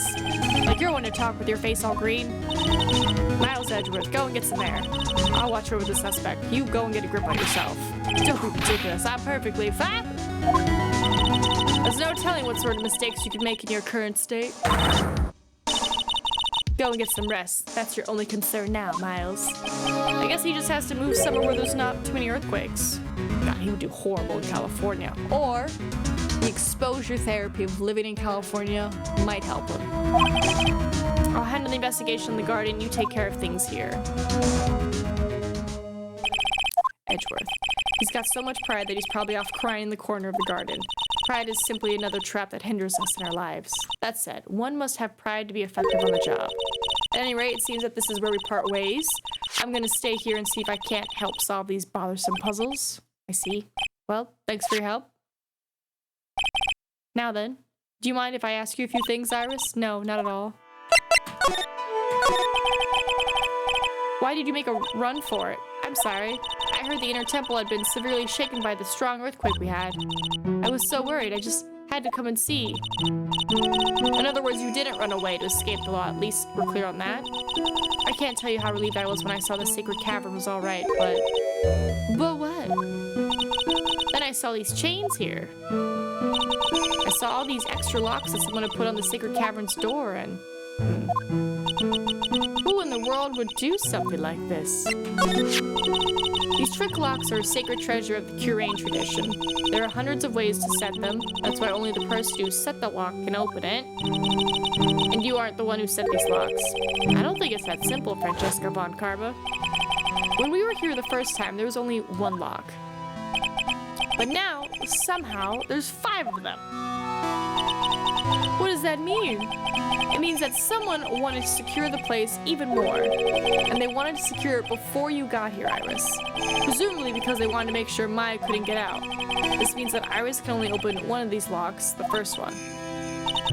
Yes, that's correct. Okay. What? Iris, try to think, please. Isn't there any way around this? Well, like I said, there are hundreds of different ways to set these locks. I suppose if I went through every combination with each one, I could remove them. But it will take time, won't it? Yes.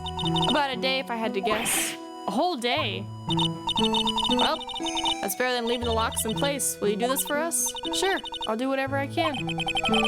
Gotta wait another day? Hang in there, Maya. You're gonna have to call on your inner strength now. You know what, Iris? There's still one thing I don't quite get. And what might that be, Phoenix? I think it's obvious. Iris, on the night of the murder, where were you? Please, Iris, don't give me that look. You told us that you were in your room at Hazakura Temple at the time of the incident, but you were seen that same evening at the Inner Temple. And then, you were spotted at the scene of the crime in Hazakura Temple too.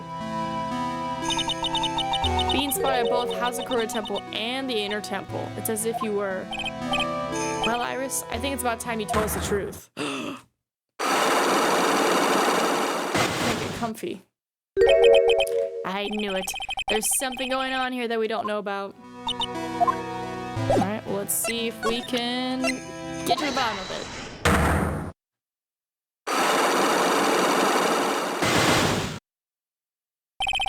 The night of the crime. I think it's time you told the truth about what you were doing on that night.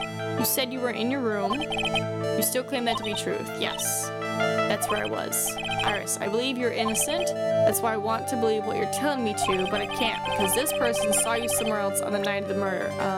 That would be Bikini. Take that! They saw you. Let me just...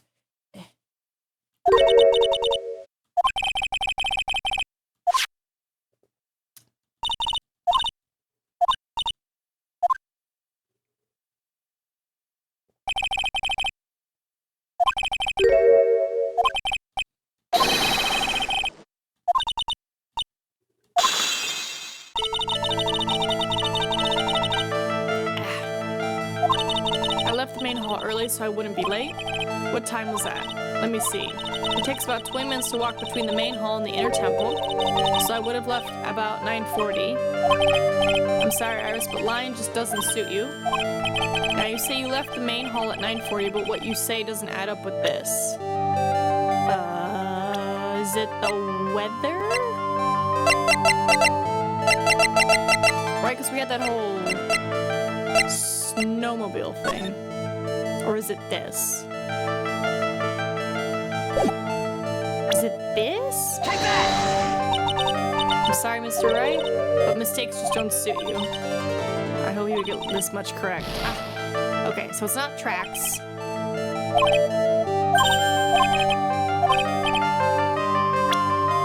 Okay, if it's not tracks, maybe it's weather? Take that! Ah.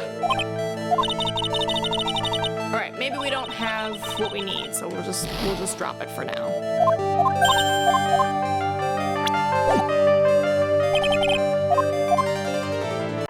Alright, I don't think we have enough, so we're just gonna drop it. Is anyone in the garden? Cops are still combing the place. They look pretty nervous. I'd be nervous too. It's gotta be a tough job. Hey, buddy. Especially with someone giving you the evil eye the whole time. Mutter, mutter, what could I have done? Well, I can't believe it's still bothering him. Edgeworth? Ah! Hey, don't you dare run away! What do you want, right? What do I want? If you came here to laugh at me, then get on with it.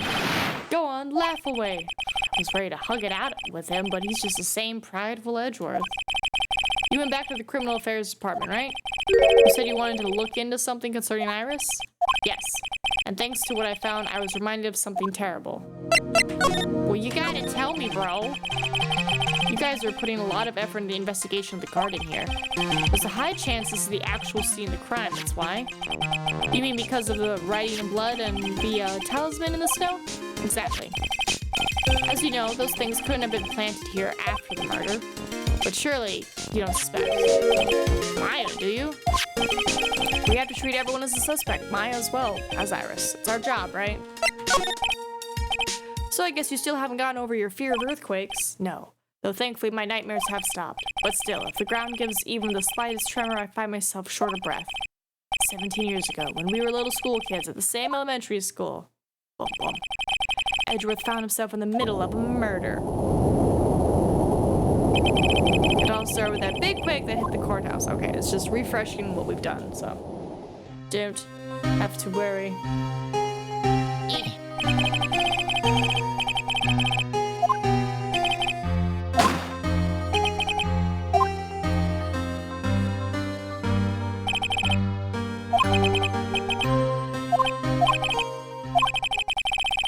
And that case was finally resolved 2 years ago, right?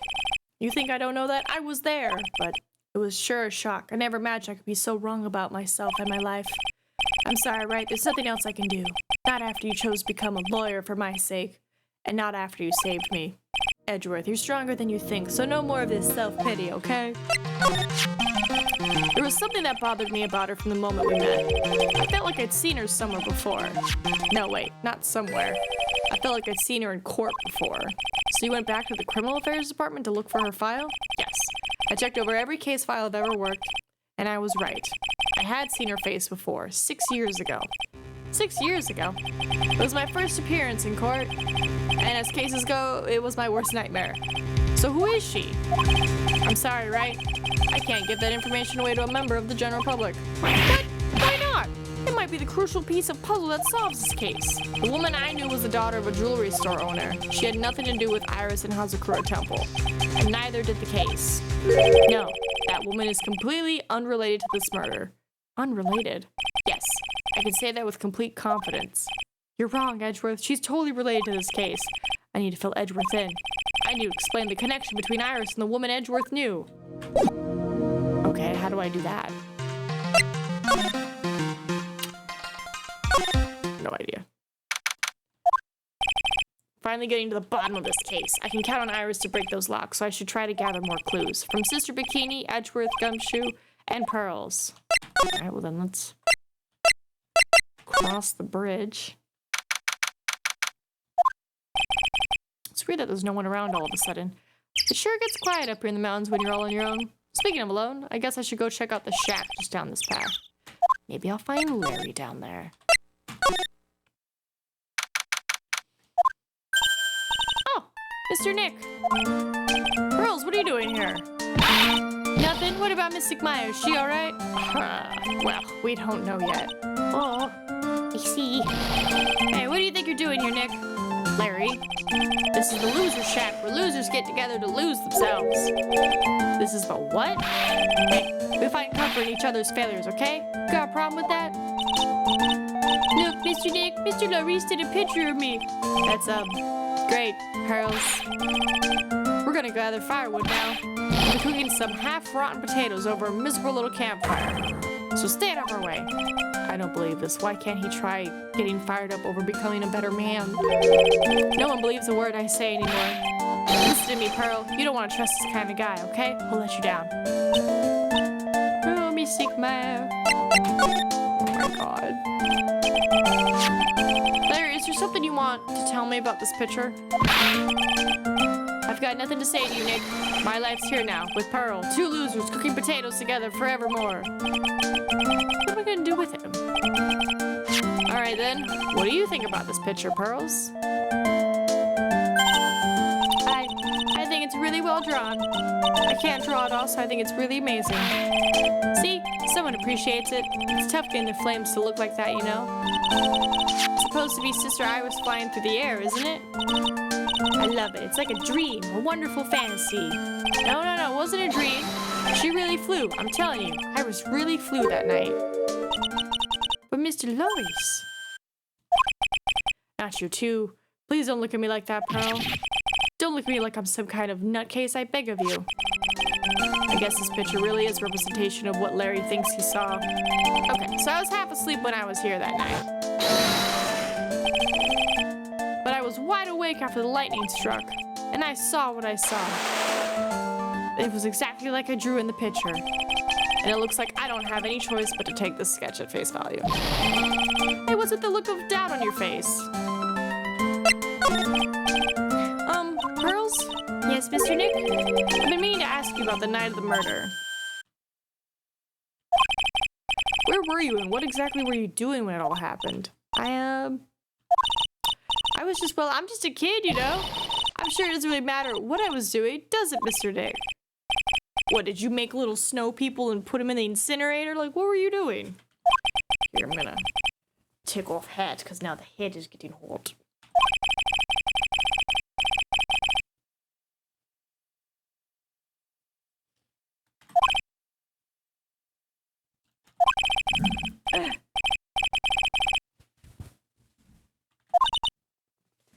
I wonder if Miss Donim told her that she was her aunt. And then we wrap this back up.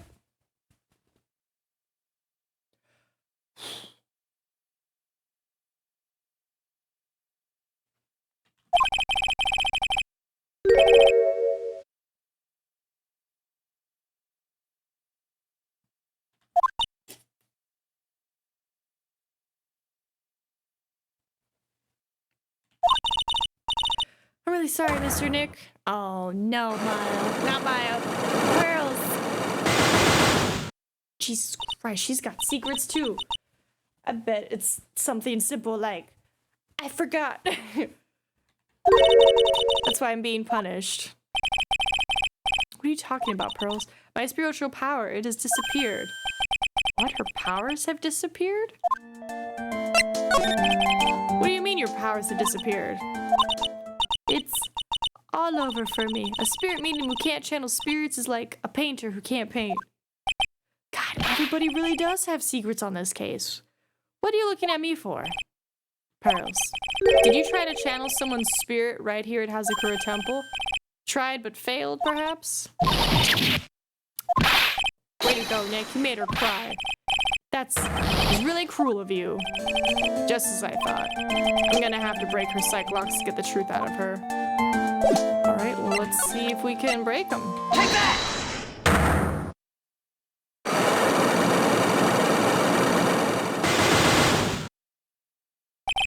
The night of the crime. on the night of the murder, you were supposed to be in Elise Donim's room reading a book together, correct? Yes, I was so happy when she invited me. But I didn't go in the end. You didn't go. No, there was somewhere else I had to go instead. I was so worried. I had to go. I didn't know what to do with myself. I was so nervous. So Pearls never went to Miss Donim's room because she was too worried about something or someone else. Pearls. On the night of the murder, you went to this place, didn't you? Oh, in your temple. Take that! You went here, didn't you? Looks like she's still not gonna open up to me. This is where you went because you were so worried, right? The next question is, who or what were you so worried about? Now I'm gonna take a guess, and you can tell me if I'm right or wrong, okay? You mean you know? If I'm right, will you tell me the whole truth? Okay. You went to this place for one very simple reason, and that is Mystic Maya. Take that! It's obvious that you were so worried about Pearls. It was Maya, wasn't it? Ugh. You knew the training Maya was undertaking was dangerous. After all, it was the special course. Signed up for your special course. Well, quite brave if you consider how cold it is. Young people can be so reckless with their health. Don't blame if you come one with those you channel. Sister Bikini scared you with what she said, didn't she? And because it was you who introduced Hazakura Temple to Maya in the first place, you felt responsible, didn't you? Yeah, so Pearls is the one who's got the guilty conscience, not me. Thinking about what could happen to Mystic Maya made me more and more worried. I couldn't sit still at all. That's why I decided to go and find out how she was doing at the inner temple. Okay, we're doing good. Then we're clear now that you went to the inner temple that night, Pearls. What's not clear is what happened after that. About what time was it when you head over to the inner temple? It was probably around 9:30 when I left the main hall. I heard the real train was supposed to start at 10. I wanted to get there before it started. But there was so much snow, so I didn't get there until after 10. After 10? How did you know what time it was? Because I heard the bell ringing for lights out. She heard the lights out bell. The Hazakura Temple bell is pretty small though, isn't it? You must have really good hearing. I was really trying to pick up the sound of that bell, that's all. I didn't want to miss it. That would be terrible. She's trying to hear the bell? Tell me, Pearls, why were you so worried about hearing that bell? Huh? Oh. I think I know why. The reason you were so worried about that bell was because of this. I've got nothing. Because I'm like, that's when the training starts, but like...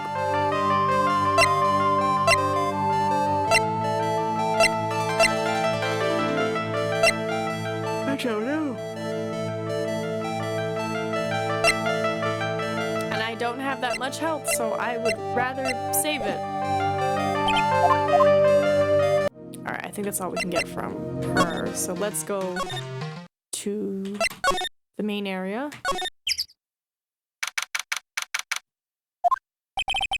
I wonder if Sister Bikini's back at the main hall yet. I haven't seen Gumshoe around for a while either. Alright, we're supposed to talk to them. Maybe they're having a cup of tea together somewhere. Oh, that'd be nice, wouldn't it? But Gumshoe is Sister Bikini's type. Oh. What's that? Well, what's the damage? How's the sacred cavern? It looks like it survived. But we have a bigger problem now. There's now 5 locks. I told Sister Bikini all about it, about the 5 locks that were stopping us from getting inside the sacred cavern. But who? Who could have done that? The only people who know how to set those trick locks are those of the Curane tradition. We have Iris at the sacred cavern trying her best to open them for us right now. Actually, there's something I've been meaning to talk with you. About, Sister Bikini? Yes. We were in the middle of a chat? Yes. You were telling me how the Master of Curane disappeared 17 years ago. I want to know why Misty Face suddenly appeared at this temple. It was about a week ago when Mystic Misty arrived. After she showed me the talisman that proved she was the Master, she said, "Someone is trying to destroy the Curane tradition's main family line. I am here to put a stop to them." Oh, well, that did not go well. Someone was trying to destroy the main family line. There's only one heir to the title of master at any time, and it's usually the eldest. That child becomes the new master Crane, and her daughters the main family. All other mediums become branch family members with no hope of controlling the clan. That's why nothing has changed throughout the history of the clan. Branch families always have and always will plot to erase those of the main family line. Is the power of the master worth this much bloodshed? You believe in the technique, don't you, Mr. Wright? You know its power is real. Yes, I do. Yeah, we've seen it. It's been 2 years since I first met Maya. In that time, I've seen her channel the spirits of the dead plenty of times. Yeah, during the mask, during this, during Maggie's thing. Thanks to Maya, Mia's always on hand to help me out when I need her the most. The curing technique has made a huge difference to the world, you know? I mean, the ability to commune with the dead, that's true psychic power, you know? Members of the tradition have always been there, behind every important leader. Who wouldn't respect such a tremendous skill? I suppose so, but with all that power and influence, I kind of expected you to be really rich by now. Are you saying we're poor, Mr. Wright? Oh, you're very direct. You're very direct, aren't you? People don't believe in it anymore, you see, all because of one little mistake. Mistake? What mistake? It was 17 years ago. That's when everything came crashing down. All because of that incident. Is she talking about what I think she is? I'm sure the records still exist if you're interested. Locked up, of course. Blanket needs to stop falling. It was called the DL6 incident. That's the name of the file. Dun-dun-dun. I knew it. I know it well. I handled a related case just 2 years ago. That's right, so it was you who was the defense attorney on that case. A murder that took place 17 years ago. It was the first time in the country's history the police ever used the spirit medium. The idea was to channel the victim's spirit to learn the identity of the murderer. And the medium who performed it was Misty May, Maya's mother. Though Misty's channeling the name of a certain man surfaced, armed with that as evidence, the investigators were spurred into action. That man, he was found not guilty, wasn't he? That's right, he was. And the case remained a mystery. In other words, we failed. It was the first case the world had ever seen the curing tradition openly involved in. It was all over the media, the public, the judiciary, the people of Curane Village. Everyone judged her. Everyone said Mystic Misty's powers were a sham. And then she just disappeared, vanished, while everyone still thought of her as a fraud. But I know the truth. Misty Faye's spirit channeling wasn't a sham at all. Of course it wasn't. And since you managed to reveal the truth, we're finally making a comeback. The Curane tradition is starting to recover at last. But with a new master winning the power of the clan, does she mean Maya?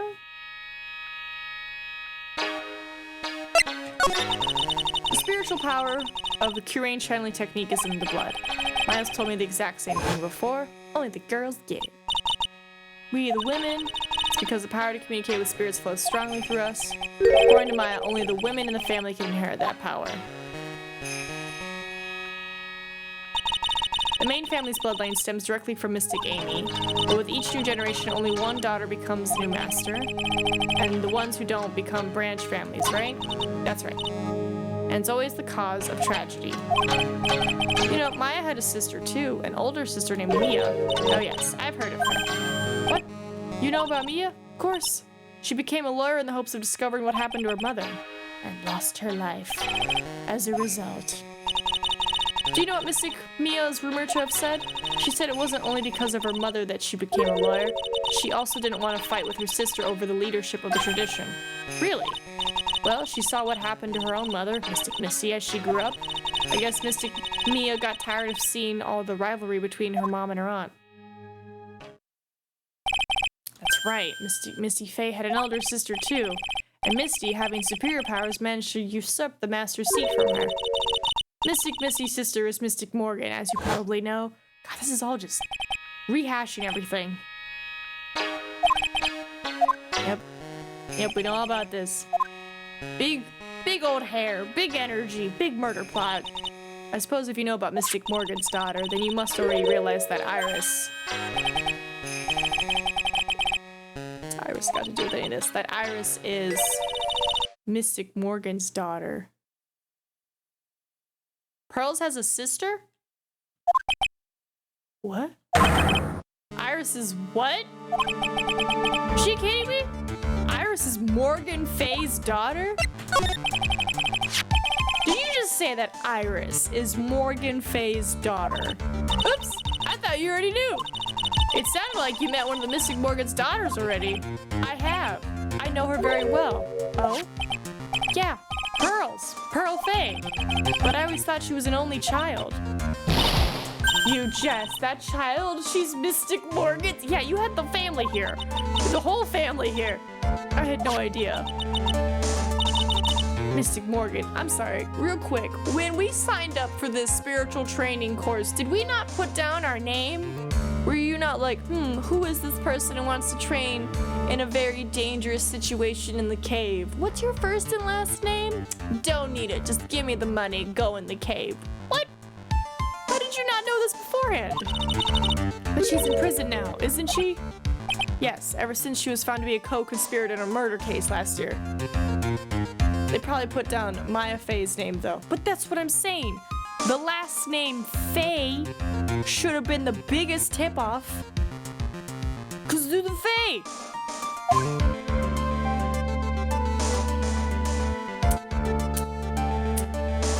So she knows about the daughters, but she doesn't know what they look like. It was all done to set Pearls up as the next master. I see. So I've been wrong all this time. Mystic Morgan had 3 daughters, not 2. 3! Pearls? Iris? What, you gonna say Dahlia? Wait. No, because Dahlia's... Wait, I was kidding. Yes, Iris. Her twin sister. And Mystic... I was kidding. I was kidding. What? Twin sister? Oh, didn't you know? That all happened 20 years ago.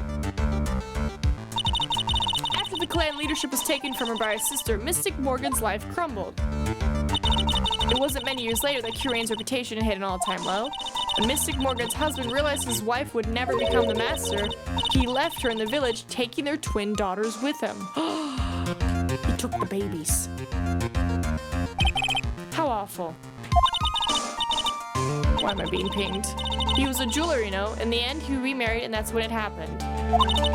He decided to give one of his girls up to be looked after by us here at the temple. That was Iris, you see. It's unbelievable. If Iris has a twin sister, it's freaking Dahlia. Could you tell me one more thing, Sister Bikini? What was the name of Iris's sister? I'm sorry, Mr. Wright. I just can't remember. All I can recall is that her father was a jeweler. Well, that's a clue, I guess. A jeweler.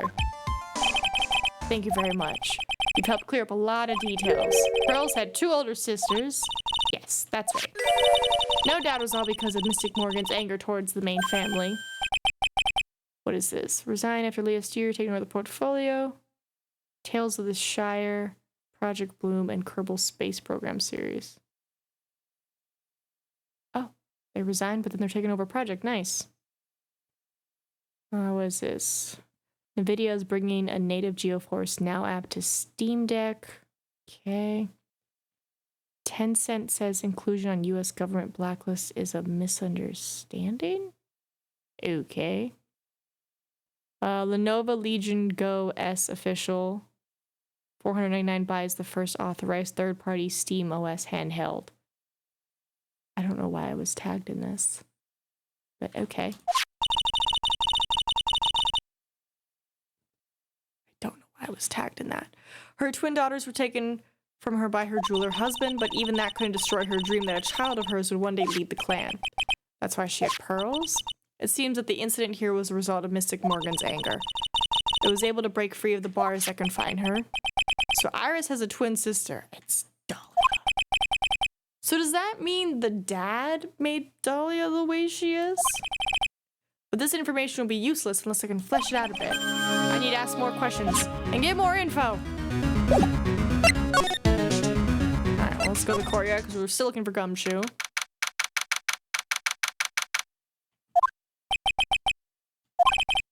Sounds like someone's happy. What tune is that they're humming?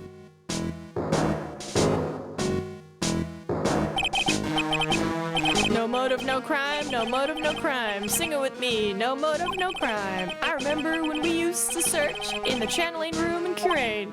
Whoop, I love my job. Who cares if the clues I find are no good? That's not what investigating's all about. The investigator investigates for the love of investigating. It's a passion. Good cases we have, good cases we've lost along the way. I would never have guessed that Gumshoe was into reggae.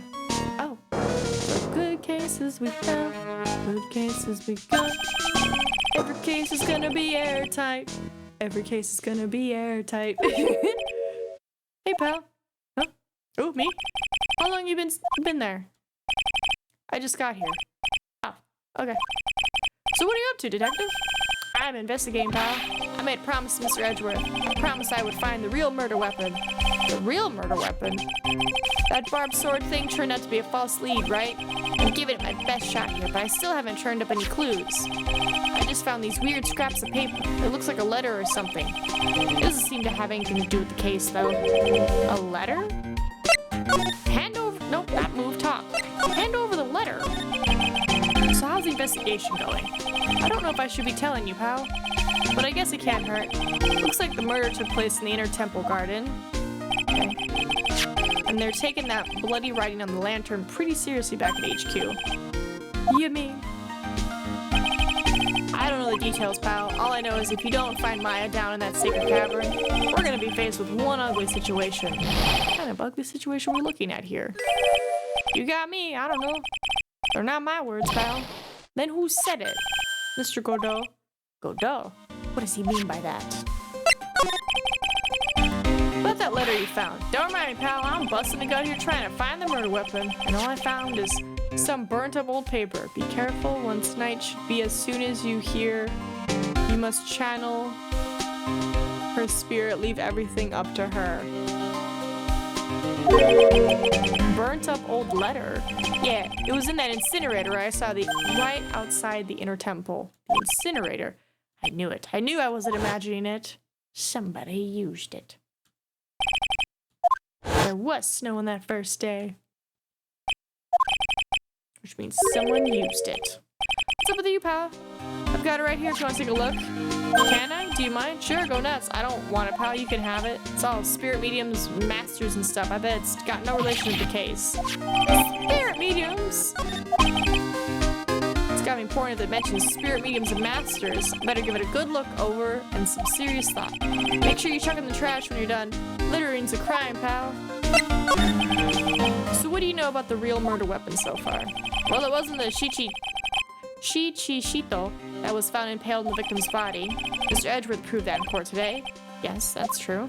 In which case, it must have been another blade. And that's what you're running around like a headless chicken looking for, huh?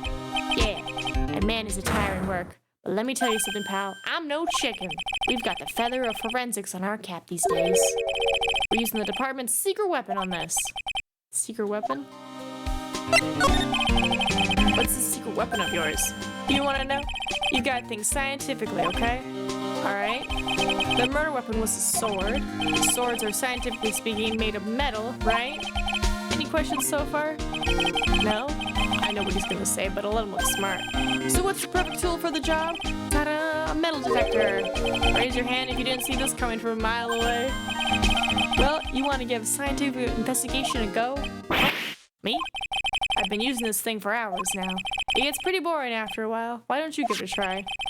I don't know. Should I help Detective Gumshoe out or not? Why not? Come on, pal. It's good fun, I'm telling you. Alright, I guess I'll give it a go. Like I said, this is the department's most advanced gadget, the absolute best. It's so sensitive it can make you cry. It's so high-tech you could skydive off of it. Oh. So now I'm gonna tell you how to use it. It's possible the real murder weapon is around here somewhere, right? Sure, that's what we're trying to find out. Right. So first, let's turn the detector on. Okay. That's the sound of the metal detector's signal bouncing off something metallic. Right. Move it around. This baby will let you know when you hit something. It's just talking, so I'm just gonna...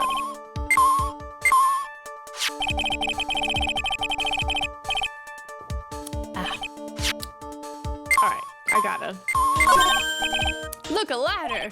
That's a step ladder. What's the difference? Looks like a normal ladder to me, pal. Surely everyone knows the difference. I mean, they're pretty ordinary objects. See, what's interesting is like, to me, that's a ladder. And usually when people say step ladder, I imagine the like little ones or the ladders that have like the big lip at the top. But what is the difference between a ladder and a step ladder? You have to plant both of them firmly in the ground before they can grow, right? Oh, he's talking about plant the vegetables still. Alright. This looks like a wallet? That's where it's been. Is it yours? I'm always dropping it. I put a bell on it. But you still dropped it anyway. Yeah, but now I found it again. Your wallet is completely empty. Well, I drop it all the time, so I don't put money in anymore. And how come the metal detector picked it up? Must be because of the bell, I guess.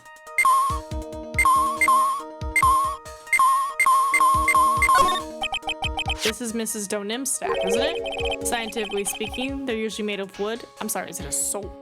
Is it a sword? The detector is reacting to it. Yeah, but however you look at it, the thing's made of wood, alright? I don't bother investigating anything unless it looks like it might be metallic. Isn't the whole point of a metal detector to find metal where you can't see it? It's weird that this thing is causing a racket. Here, let me take a look at it. Is it gonna be like, shink? See how many evidence does drop? Oh. The top is coming off. Look what you've done. You've damaged a really important piece of evidence. Yeah, it's a sword. That's a sword inside the staff. Is this, could it be the murder weapon? No, not that.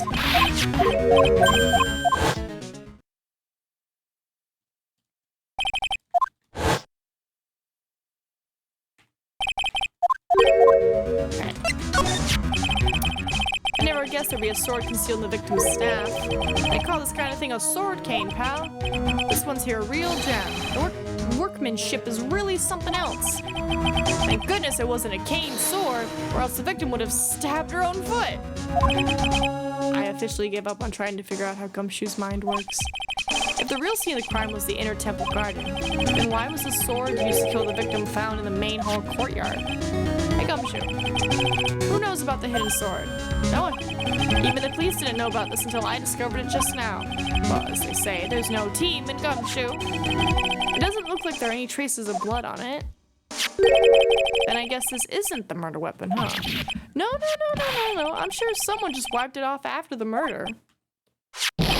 Yeah, of course. This thing's definitely the murder weapon. Great job, pal. It's about the same length as the Shichishito, too. This must be the murder weapon. Okay, I'm gonna run over to forensics. There's gotta be some traces of blood left, even if most of it has been wiped off. Every case is gonna be airtight. Wait up, detective. Huh? What is it, pal? I'm a pretty busy guy right now. You're gonna get that staff analyzed, right? Would you mind holding off for just a while? Huh? What are you talking about? Please? Just until we find Maya?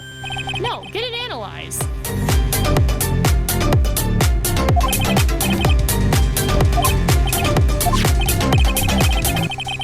What up, Luna? Heck yeah. We're just trying to solve cases, as you know. We found a sword cane, and we're trying to get Maya out of her secret cave. Please, detective, let's just wait until we can get inside the sacred cavern. You're looking kind of viridian there. Alright, just stop it with that face, pal. One thing, though. This staff's secret trick, let's keep it between you and me, alright? If it gets out that we knew about it and didn't say anything, we're finished. I understand. This is just a regular, run-of-the-mill staff. You got it? Okay, now you take good care of it, pal. Why would he give me... Why... Okay. Don't worry, she'll be fine. You know, there's a place at the base of this mountain that has some really good pasta. Oh man, pasta sounds great. How about I take you there when you find Maya, huh? Sure, thanks. No one knows except me and Gumshoe, and the murderer. Can't help but wonder though, what was Elise Donim doing with a staff like this in the first place?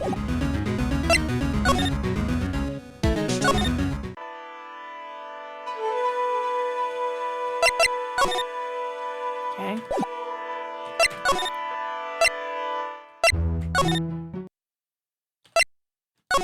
Well, let us go to... oh my god. Miles. I blanked on his name. But let's go to Miles. Right? Because he was like, it's not her. It's not her. Daughter of a jeweler. Hey, Edward. Did you know that Iris had a twin sister? What? A twin? You can't be serious. Sister Bikini told me, but the problem is she didn't know the name of this twin. There was nothing about Iris having a sister in the files I checked. Well, Iris was taken in by the temple when she was really young. Apparently her sister was raised by her father. A jeweler, I think. Hint, hint, hint, hint, hint, hint, hint, hint, hint, hint. Right. I just might know who this twin sister of hers is. I had a feeling you'd say that. Let me guess. Dahlia. Her name is Dahlia Hawthorne. It's also funny that they have the same hairstyle, too. Even though they've supposedly never met.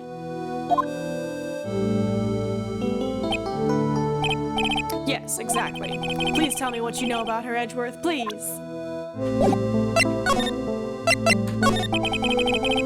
It was my first court case 6 years ago. I was a greenhorn, and due to my inexperience, the defendant died. You're talking about the Terry Falls, right? You know about that case? You're not the only one who noticed something about Iris and Dahlia Hawthorne. I checked one of Mia's old files from 6 years ago. Yes, Dahlia was a key witness in that case. Dahlia and Terry Falls conspired together to stage a fake kidnapping 11 years ago. Waiting for the They stole a jewel worth $2 million from Dahlia's father, a jeweler.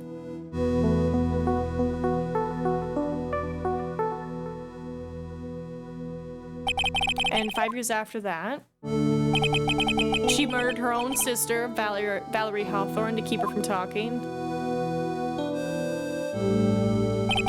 Her sister. Well, her stepsister, actually. They weren't blood related.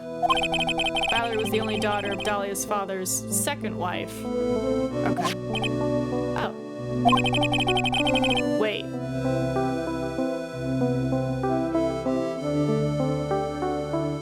Wait. So Dahlia's father is with Morgan. No. Yeah, wait. Or is Morgan the third wife? Because Dahlia's younger, right? They said Valerie is the kid of the second wife. So does that mean Morgan was the third wife? Good boy. The woman who tried to kill me. My girlfriend, Dahlia. So after Terry Falls died, what happened to Dahlia? Did you check that out? Does it really matter? Like I said, Dahlia isn't connected with this case. Why are you so sure about that? It's simple. Dahlia Hawthorne is dead. What? Well, her metabolic processes are a matter of interest only to historians, so to speak. Morgan is first wife, Valerie was born second wife, and her ex fused family. Well, that's what I'm saying. That doesn't make sense. Because if Morgan is first wife, and he sleeps with Morgan and has children with them, right? And then it's like, all right, Dahlia and Iris are my twin babies. Come with me.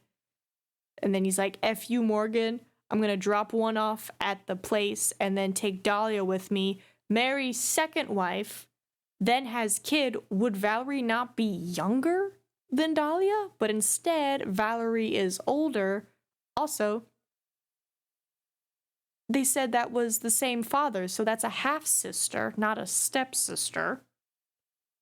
Which is why I'm like, or did he marry Morgan and then was like, she crazy, left, went to second wife, had Valerie, and then was like, you know, she might have been crazy, but what that hair do? Went back to her, had babies, and was like, I shouldn't have done this, takes babies, and then goes back to first wife, second wife. Valerie's not biological kid of the father. The father's second wife had a divorce or is a widow. The same father was in name only. Well, they don't explain that very well in the game, do they? You can't just tell me, oh, they had the same father, so they're stepsisters. No, that's half-sisters. What do you mean by Dahlia Hawthorne is dead? Right. I must confess that in reading her file, I came to know of the murder case you were involved in during your college years. Yeah. Yep, she was found guilty thanks to the persistence of Mia Fey. I think that's where the revenge plot was born. At that time, Dahlia, it's like she was possessed by a demon or something. It's been almost 5 years since that guilty verdict was handed down, and her sentence was finally carried out. She was executed last month. Executed? I'm sure that's a bit of a shock for you, right? And for more reasons than one. But do you understand now? She can't possibly be connected with this case. She's dead. And once someone is dead, there's no way to revive them. I don't know. Godot keeps talking about coming back from hell. At this point... I wonder. It seems you're not aware of one other connection yet, Edgeworth. And what is that? It's about Iris and Dahlia Hawthorne's mother. What's their mother got to do with any of this? She's Morgan Fay, a spirit medium from a branch family of the Curane channeling technique. Did you say Curane channeling technique? Alright. Toodaloo. Do you know something about it? Oh, yes. I know it's connected with that fraudulent spirit medium. Fraudulent. I was involved in another nightmare 17 years ago. That's right. He got caught up in this, and then Misty Fey was like, I'ma do it. As a result of her efforts, an innocent man was accused of murder. She and her powers, they were all fraudulent. Edgeworth. Go to the police records room. It's all in there. All you have to do is check the DL6 incident case file, and you'll know. Of course, how could I forget? Edgeworth was the victim in that case. Edgeworth, you'll understand someday. And then you'll see the Curane channeling technique is real. I mean, wasn't he at the case with us? Or the trial? So, like, doesn't he know what's going on? Oh, excuse me. Alright. Let us go see if we can now talk to you and be like... Yeah, be like, what are you talking about? Take that!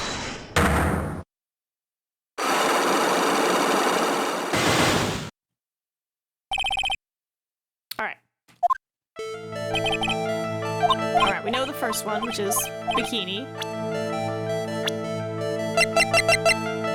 Take that! Right, Sister Bikini, her testimony in court. Yeah, let's get that. With all this new information, let's see if we can piece stuff together. You were at the Inner Temple. It's very impressive, Mr. Wright. The Acolyte's actual training was due to start at 10. I left the main hall early so I wouldn't be late. What time was that? Let me see. 20 minutes. The line just doesn't suit you. Right. It doesn't add up with your testimony. Right? Like, it doesn't add up with your testimony. Because you had to ring the bell at 10. Did I try this already? I should have saved. Take that! You yourself testified to the contrary, don't you remember? You said you rang the lights out bell at 10 o'clock that night. Plus, only moments before you rang that bell, you were seen at the main hall by the most reliable witness I have. Who's that? Me. Mr. Wright. We even spoke a little that evening. That's when you gave me this. Surely you haven't forgotten. Something's going on outside. No, that's right, I remember. She doesn't remember. And that brings us to another puzzling fact, Iris. At 10 o'clock on the night of the murder, you were seen in 2 different places at the same time. It's time you told me exactly what's been going on, Iris. So far, I've managed to prove 2 things. First, on the night of the incident, you were at the Inner Temple. And second, at the exact same time, you were ringing the bell at Hazakura Temple. There's only one possible explanation for this apparent impossibility. There were 2 of you. On the night of the incident, you were seen in 2 different places at the same time, which means there must have been 2 of you. I can't think of any other explanation, Iris. But that's crazy. How could that be? There's only one of me. It's impossible. Impossible? I wonder. The way you're trembling certainly seems to suggest otherwise. You're seriously trying to suggest there's more than one of me? Then show me the evidence. Show me something that proves there is more than one of me. I don't know. Do I have Dahlia's thing? Take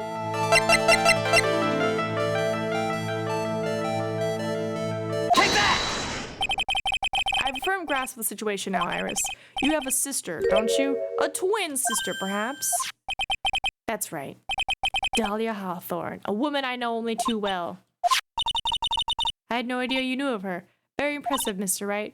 But she's no longer... Yes, I know. Her sentence was carried out recently, wasn't it? I'm sorry. Thank you. There's no need to explain now, is there, Iris? This second you, who was here at the temple on the night of the murder, it was your twin sister, Dahlia Hawthorne. But you just said it yourself a second ago. My sister's dead. Have you forgotten that? Have you forgotten this, Iris? This is a channeling dojo, a training ground of the Curane channeling technique. That night, someone channeled Dahlia's spirit. Was it Pearl? Oh no, was it Pearl? And that's the secret you've been trying to hide from me.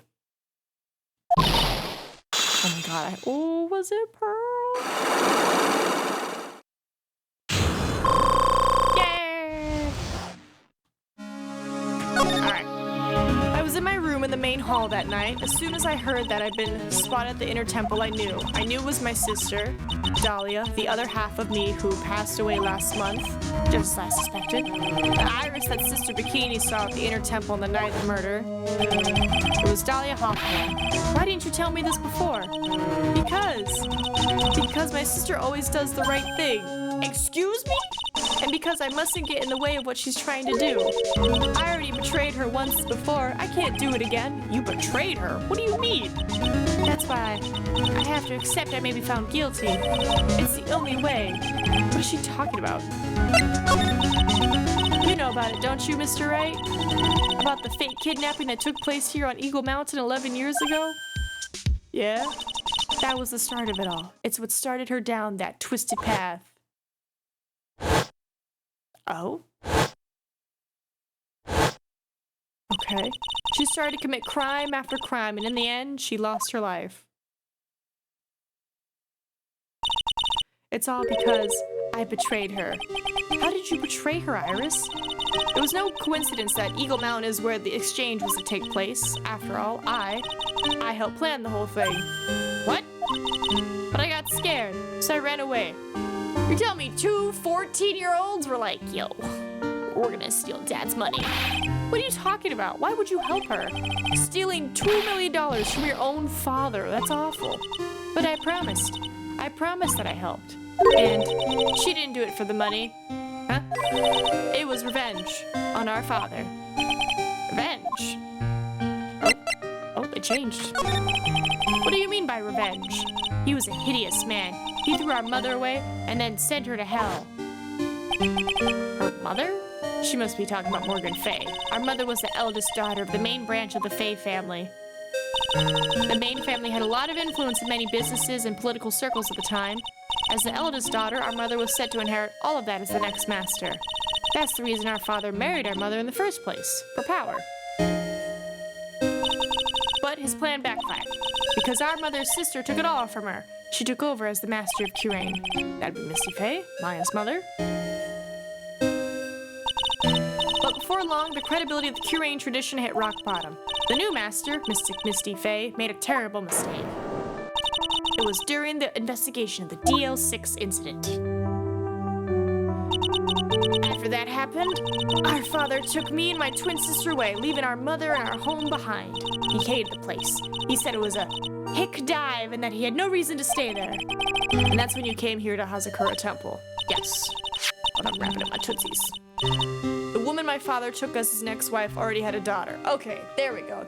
That's a better explanation than just being like, oh, the same father. Already had a kid. I had no place in his new family, you see. Oh, and I haven't seen my mother once since then. She's in jail. I think she might die soon. having the master's seat stolen from her and being rejected by her own family. I've heard she's been very battered, spiritually and emotionally. I think I'm finally beginning to see how the pieces fit together. I've asked her everything I can in my capacity as a prosecutor. This incident, everything related to it goes back to the history of the Fae clan. That's what it looks like. So it's the Fae's fault. Iris, there's just one more thing I want you to tell me. What is it? During the incident in which your sister Dahlia Hawthorne poisoned a lawyer, she began a relationship with a certain college student in order to hide the evidence. That college student, have you heard anything about him? Well, I did hear one thing. She said she hated his guts. I see. Thank you for your help. You're welcome. Hurry up, Phoenix. There is still much to investigate. Leave these locks to me. I'll open them up for you. Thank you. I suppose I better continue my investigation. There's still one giant secret left to unlock. Alright. Let's go to Pearl. And then the bridge.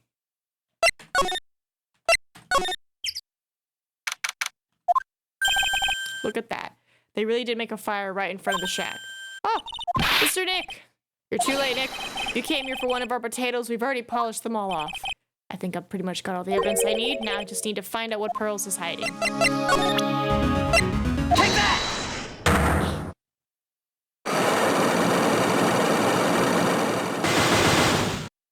My poor hand is so cold. I think I need mittens. Alright, the night of the crime. After dinner on the night... Yeah, we know all this.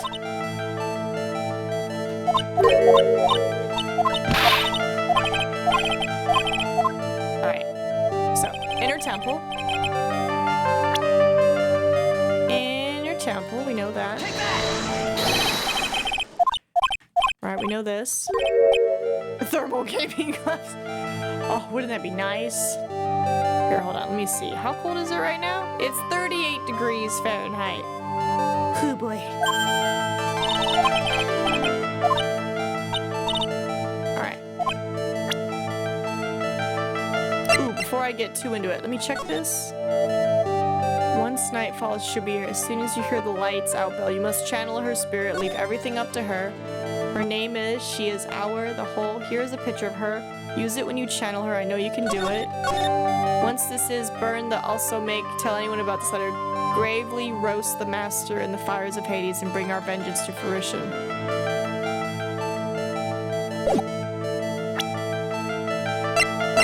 Hold on. Right, Maya. Take that! Okay. And then, now that we have all the evidence. Okay. Clear now that I went to the inner temple. Alright. 9:30, heard the real train starts at 10. So I heard the bell. You must have really good hearing. I didn't want to miss it, that'd be terrible. She was trying to hear the bell. Tell me, Pearls, why were you so worried about hearing that bell? Yeah, I think she did. I think she did channel her. Take that! You were given some instructions to follow for that night, weren't you? I presume you recognize these pieces of paper? Where did you... In the incinerator at the inner temple. Pearls, you were following the instructions in this letter that night, weren't you? I thought you said you can't read good. That's why you couldn't afford to miss the sound of the lights out bell. I'm speechless, Mr. Nick. You're amazing. These instructions that were found in the incinerator, I believe they were written for you, Pearls. For me? No. As you can see, a large portion has been burnt, but the last section is still fairly legible. As soon as you hear the lights out bell, you must channel her spirit. Who was it, Pearls? Whose spirit were you supposed to be channeling? Taking into account the author of the note and their purpose for writing it, whose spirit would Pearls have been trying to channel? Don't overthink it, Phoenix. It's pretty obvious who Pearls was supposed to channel. The person you were trying to channel that night, Pearls, was... Dahlia. Take that! It was Dahlia Hawthorne, wasn't it? That was the name that was in the letter. It's just as I suspected. It wasn't Iris whose sister Bikini met at the Inner Temple that night. It was Dahlia Hawthorne. In tiny pearl body. Do you know anything about her pearls? Do you know what kind of a woman Dahlia Hawthorne was? No. I've never heard of anyone by that name before reading those instructions. I thought so. Pearls doesn't have a clue. She doesn't even know that Dahlia is her sister. About the instructions in the letter I found, Pearls. Who wrote them?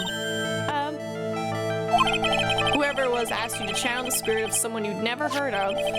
You must have quite a lot of respect for them. After all, you followed their instructions without question. So here's my next question. Who wrote this set of instructions for you to follow? I'm thinking it's her mom. Take that! I have to wonder about something. You didn't have any idea what these instructions meant, did you? But you followed them to the letter regardless. Why? Because it was your own mother who asked you, that's why. How did you? I figured it out. The person who wrote you this letter was your own mother, Morgan Fay. Alright, Pearls. It's time you started telling me the truth. Why is she holding back from me? I don't like this. Don't underestimate me just because I'm a child. Huh? If you're trying to say I followed these instructions, I'd like to see some proof. Because I don't think you have any. She never said anything rather than admit to carrying out these instructions. I guess I have to produce some more evidence then. One more thing should do. Alright. You both know someone carried out these instructions on the night of the murder. But you're right. There's no evidence that proves it was you. I knew it. However, I do know that whoever did it was a child. Huh? How do you know that? It couldn't have been an adult. No adult would have made a simple mistake like that. A simple mistake? What do you mean by that? I'm sure you thought you were carefully following the instructions you've been given, but you misunderstood some of the words, and this is the evidence that proves it. Oh, the gravy? Oh, did she read it as... She's like, yeah! Revenge is complete! Take that! Did you... It was you who splattered gravy on this hanging scroll, wasn't it? What? Why would I do something like that? Do you remember what was written in that letter? Gravely roast the master in the fires of Hades and bring our vengeance to fruition. But you didn't know how to read the words gravely and roast among others, right? How do you know that?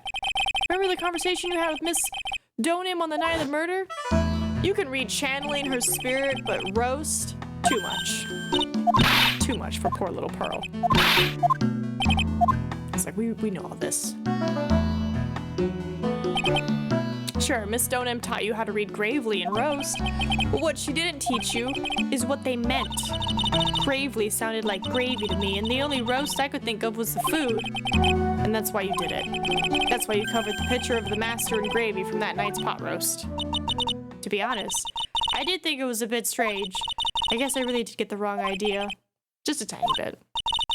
I really am useless. I couldn't even burn the letter properly as my mother had asked of me. Such a simple thing. I couldn't even do it right. Using a 9-year-old to commit a murder. Man, your mom being nefarious. After dinner that night, I did go to the inner temple with a pot full of the leftover gravy. The gravy? I saw the picture on the hanging scroll near the sacred cavern. She's like, yeah. I was sure it was the Master of Kurain like it said in the letter.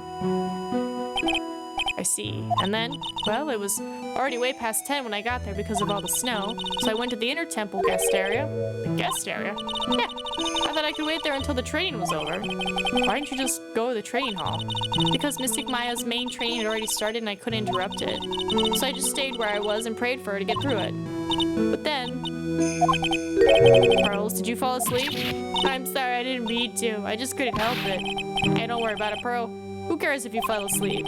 I fall asleep waiting for Iris too. It happens. I fell asleep. Anyway, then you found yourself trapped at the inner temple.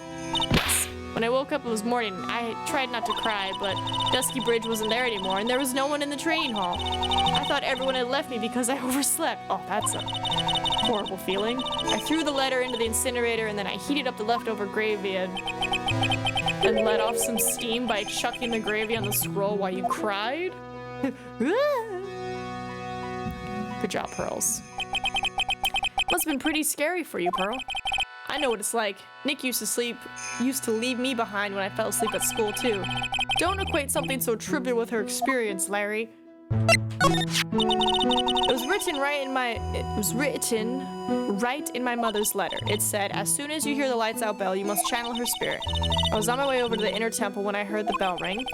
So you channeled Dahlia Hawthorne's spirit. Hi, Russell. No, I tried, but I couldn't do it. You couldn't do it? I've never failed at channeling someone. This is the first time it's happened. I tried, and I tried, and I tried. Yesterday, this morning, the whole time. But I just couldn't do it. Don't let me get you down, Pearl. I'll work out. If you want her to come flying through the sky for you. Whoosh, just like that. So she never managed to channel the spirit? Is that why you think your spiritual powers are gone? Yes. I don't know what to do. Isn't there any other explanation for why you couldn't channel the spirit? Is she alive? But how'd she get alive? I suppose there's one other possibility. It's not very likely, though. Could you please tell me what it is? What happened if someone else was already channeling the same spirit? Ooh, that's a good one.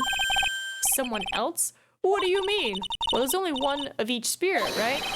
Yep, it's like dating a girl, Nick. You can't see a hot chick if she's already taken. Well, unless Polly. Then that would mean on the night of the murder, someone else channeled her spirit before Pearls could. Someone else channeled the spirit of Dahlia Hawthorne. I'm a failure. I couldn't even grant my mother's final wish. Her final wish? Yes, this letter. This is my last wish, she said. So make sure you follow the instructions carefully. This letter. I definitely need to find out more about it. My mother has gone to a place called a penitentiary. Yeah, I know, Pearls. I visit her every month. And last month she told me... The time we've been waiting for has come, Pearl. There's something I need you to do for me. I hid a letter for you at our home before they brought me here. I want you to read it and do exactly what it says. It's for the good of the Fae clan, my angel. You'll be doing a great thing. Now, listen carefully and I'll tell you where the letter's hidden. My mother is always nice to me. I love her very much. Yeah, moms will do anything for their kids, right? She said it was for the good of the Fae clan, so I knew I had to help her. I mean, Mystic Maya's part of the Fae clan, so it had to be good for her too. That's right, isn't it, Mr. Nick? I guess so, yeah. There was a picture with her letter too. A picture of Miss Dahlia Hawthorne. Usually a picture is enough to channel someone's spirit, but this time... Pretty weird, huh? Like Larry knows anything about this stuff. There's something else that was strange about my mother's letter. The seal on it was broken, as if someone had already opened it once before. That sure is pretty strange. Someone had opened it already? Thanks, Pearls. You really helped me out. You're very welcome. My mother is watching over us, so I'm sure Mystic Maya will be alright. Look at that innocent smile on her face. What am I supposed to say to her? Huh? Oh? What up, Godot? Finally figured it out, have you, Trey? You finally realized how terrible of a crime being painfully obvious is. Oblivious. Godot. The entrance to the sacred cavern looks like a freaking puzzle workshop. I guess he's talking about Iris and the lock-breaking effort. But it's all a waste of time. Why do you say that? Because Maya Faye isn't coming back. What? You don't know what you're talking about. How can you say something like that? It was your job to protect her, Trey. Just like it was your job to protect Mia Faye. Two sisters caught up in the worst circumstances. I realized that, but you were the only one who was by their sides. I wasn't even near her. I was at the temple. You were the only one who could have saved them. No. I didn't know anything about what was going on. What did I just say, Trey? Being oblivious is a heinous crime in itself. I don't like how he's trying to gaslight me into this. This is... no. Tomorrow. We'll settle everything in court tomorrow, once and for all.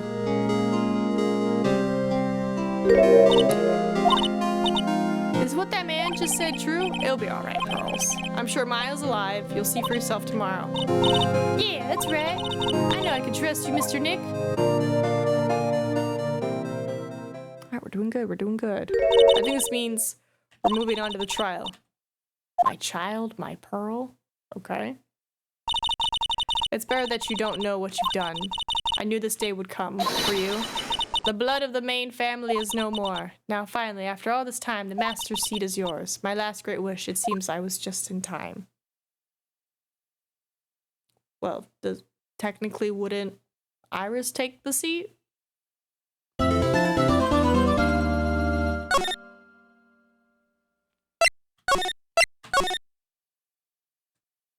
Maybe if we're lucky, there's only 4-1 for the trial. We got an hour and 20. Let's see how far we can get. Good morning. Oh, are you by yourself? Morning, Pearls. Morning, Nick. Please tell me, what's gonna happen to Mystic Maya? I'm sorry. We don't know yet. The investigation's still going on, so I wasn't allowed into the inner temple. Oh, I see. So is Sister Iris still trying to remove those trick locks in the training hall? No, she's the defendant in this case, so she can't be at the inner temple. She's required to be here in court. Then how come she's not here in the defendant's lobby? I have to admit, it's kind of strange. If you're looking for Iris, she's in the prosecutor's lobby. What?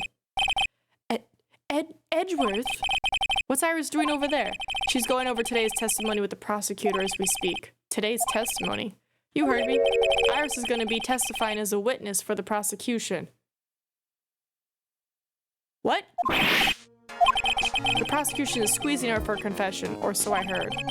Francesca von Karma, what are you up to? I know what you're thinking, but Francesca isn't going to be the prosecutor today. What? Then who is it? Godot. Who else would it be but Godot? Godot? Francesca is engaged in some important work at the Sacred Cavern. The Sacred Cavern? You don't mean that she's... Exactly. She has been out there all night trying to remove those trick locks. With the head nun's assistance, naturally. We estimate that the last of the locks should be taken care of in about 3 hours. I hope everything continues to go smoothly and receive some good news soon. Yeah, thanks, Edgeworth. Prosecutor Godot intends to nail this case shut today. Be prepared to fight like there's no tomorrow. You don't have to tell me that. Touche. I can already see it in your eyes. You're not the same fever-ridden, frantic maniac you were yesterday. Strange. On the way here, I decided that today would be the end of all of this. Almost immediately after I made the decision, I felt myself getting stronger. Interesting. Maybe you passed your cold on to someone else. Literally. And with that, I'll leave the rest in your capable hands. Partner. Partner! Thanks. Partner. I should have called him partner back. Alright. I still don't have answers for most of the riddles plaguing this case. Like, yeah, what the fudge? The circumstances around the murder of Miss Elise Donim, no, I mean Miss Misty Faye. The impossible flight Larry claims to have seen. And what that woman is really after. I will solve them all and bring this whole tragedy to an end. Alright, so we got 3 points to make. Got it.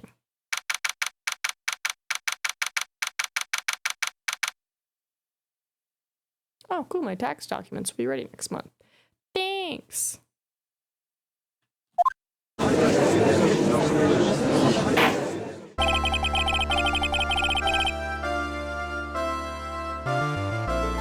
Wait. Wait. Trudeau resigned? Wait, why did he resign?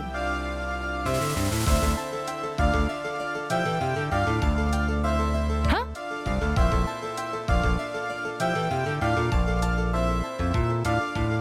Yeah, yesterday. Why? Also, who's in charge right now?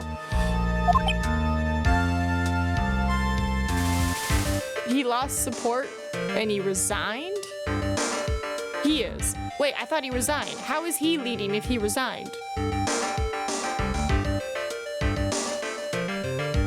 Sorry, does resignation mean something different in Canada? Usually when you resign, you leave your position of power and then someone else takes over. Or is this him saying, I'm not gonna run for the next? Because government is also paused until a new leader is elected. Yeah, so he's not leading it because he resigned. So it's just this weird vacant spot. Oh, that's awkward. Wait, so you guys have prime ministers, right? Is there a vice prime minister who's just gonna take his spot? He's a Kara taker PM until then? Kara taker? That sounds fancy. Oh, man. My little brother came to visit me in my chambers earlier this morning. Car taker. Car taker? That doesn't mean he takes care of cars. Does it? That'd be interesting. I'm in charge of all the cars now. No longer will I lead the country, but these cars instead. Oh, and I see. America's newest leader is joking that he wants to merge Canada and US and make Canada the 51st state. That is interesting. Oh, I see. He's trolling Trudeau.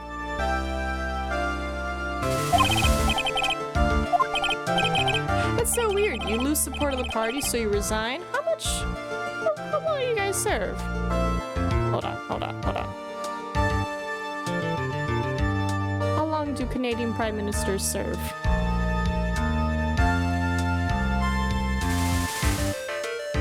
I just wanted a rough estimate.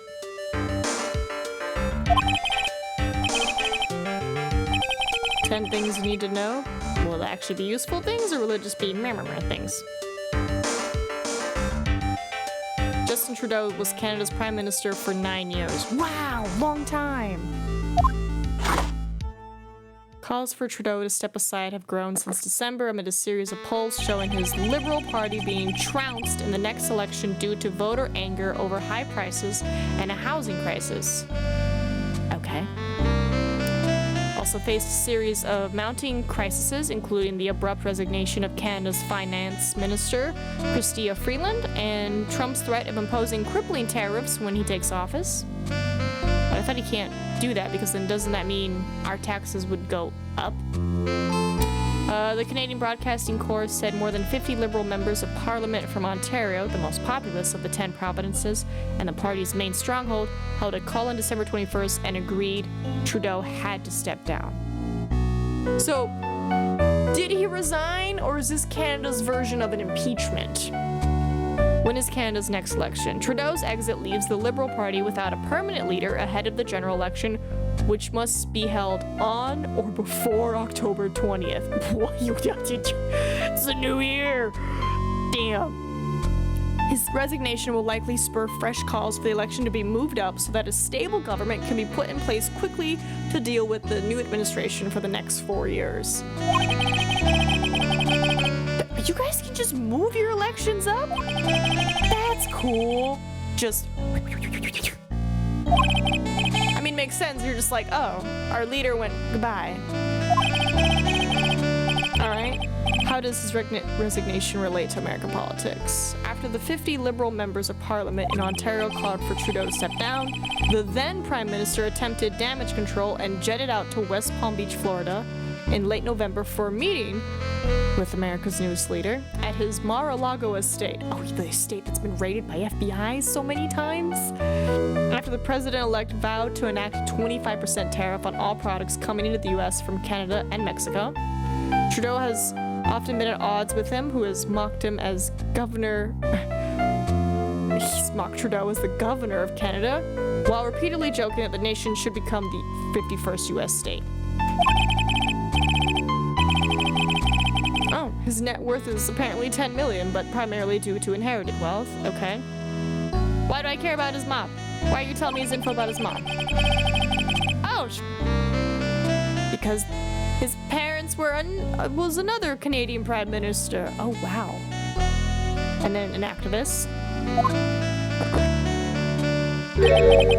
Oh, good on the mom. She's the first person in history to be the wife and mother of a Canadian Prime Minister. Nice. Approval rating, term limits. Prime Ministers in Canada do not have term limits, according to Canada's House of Commons. Historically, Canadian Prime Ministers have served from 68 days to 21 years. Wow. Okay, so I guess you guys probably don't have impeachments then. It's just very like, you better resign. You better do it. But why would he resign? Why would they not? I guess they can't start the election process until he's resigned.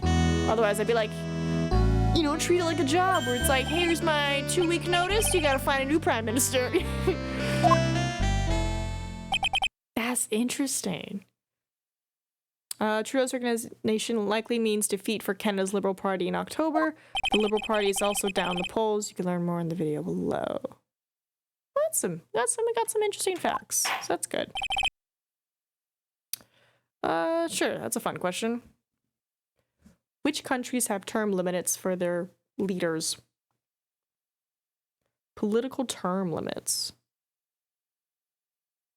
It got me curious now.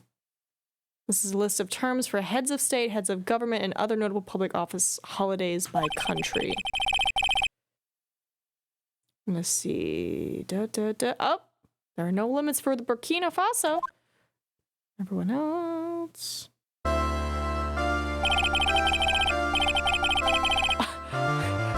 Unlimited 5-year terms.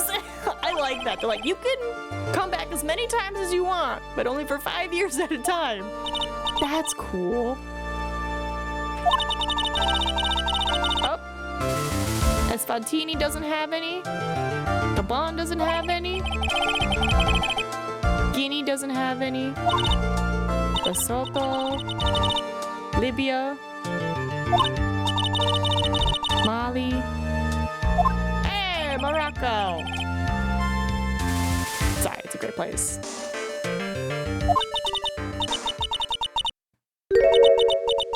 Oh, Sudan. Sudan? Sudan.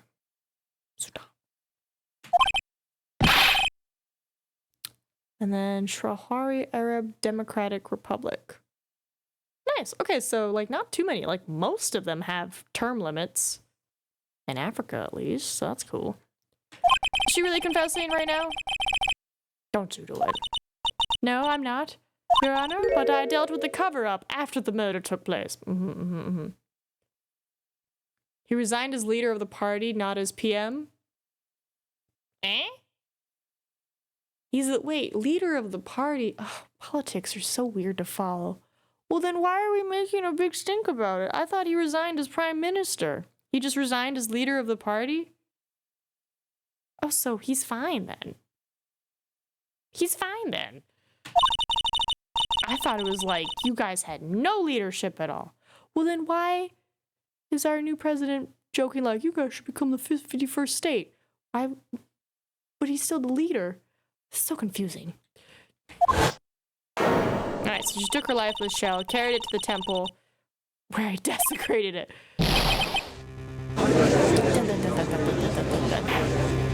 Well, I'm gonna read this fun Wikipedia article later.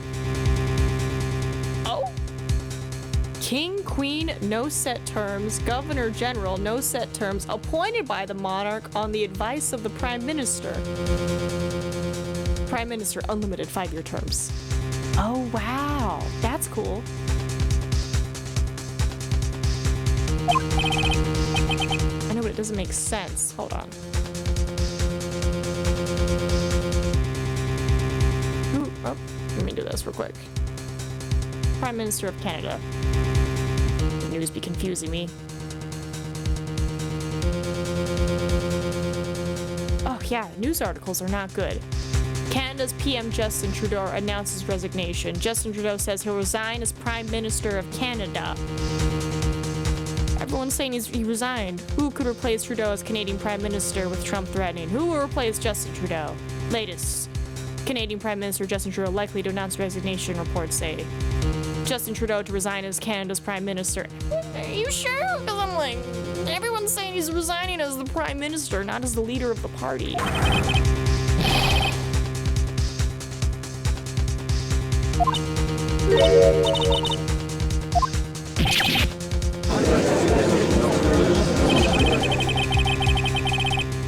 Yeah, he'll step down after 9 years as Canadian Prime Minister. Yeah, he's resigning as the Prime Minister, so I guess you guys have to scoot up your October thing. Yeah, drink those coffees. Sounds like most of the info usually happens during the cross-examination. Alright, pains me to say this, but it looks like Iris's testimony was all a lie. Oh, Toss it out. Now then, if you don't mind, I've got a question for you. Whose crime were you trying to cover up by your actions? You didn't say your sister's. Now, I'm definitely up the creek without a paddle. Or a life jacket. I've been in Hazakura Temple ever since I was a little girl. Hazakura Temple is run by one of the branch families of the Korean tradition. One of our missions is to protect the main family. I'm sorry, but main family? Yeah, think like Hinata and Neji from Naruto. That's why I would dirty myself if need be to protect her. The daughter of the master of the Korean channeling technique, Mystic Maya Fey. Okay, so she thinks she's protecting Maya. So did Maya accidentally call up Dahlia? Wake up and smell the coffee, Trey. She's naming Maya? God damn it. Alright. So not only did you witness the murder, you knew the name of the murderer. I'm terribly sorry, but it's true. I saw her commit the crime with my very own eyes. And then I cleaned up the area to try to protect her. That's ridiculous. Maya could never do such a... The defense will refrain from commenting until the appropriate time. Now, witness, let's hear your testimony. What exactly happened on the night of the crime? Yes, Your Honor. I thought I was prepared for the unexpected, but I never imagined the case would wind up going in this direction. I'm gonna protect her. I'm gonna blame it on her. The real murderer. Okay, so you're saying Maya did it.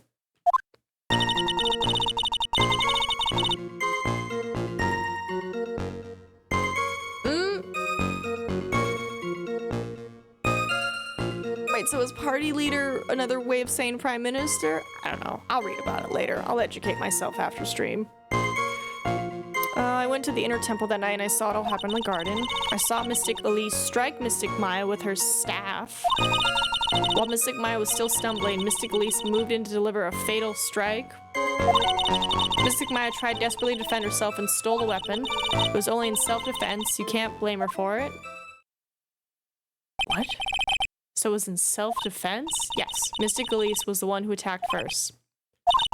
That's why I tried my best to protect Mystic Maya. You moved the victim's body to the temple so that Maya wouldn't be suspected. Isn't that right? Not bad, you've got the instincts of a true criminal. Something's not quite right. I'm sure it was established yesterday that Iris never went to the inner temple that night, and that the person who did go was that woman. Iris even admitted it.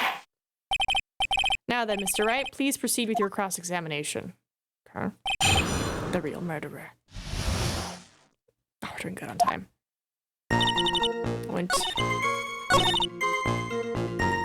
Yeah, this. She moved in to deliver a fatal strike? Yes, I'm sure of it. She threw down her staff and reached into her robe for a weapon. Wait a minute. What was this weapon? It was some kind of dagger. Maya has a dagger? A dagger? And Elise Donim tried to stab her with this weapon?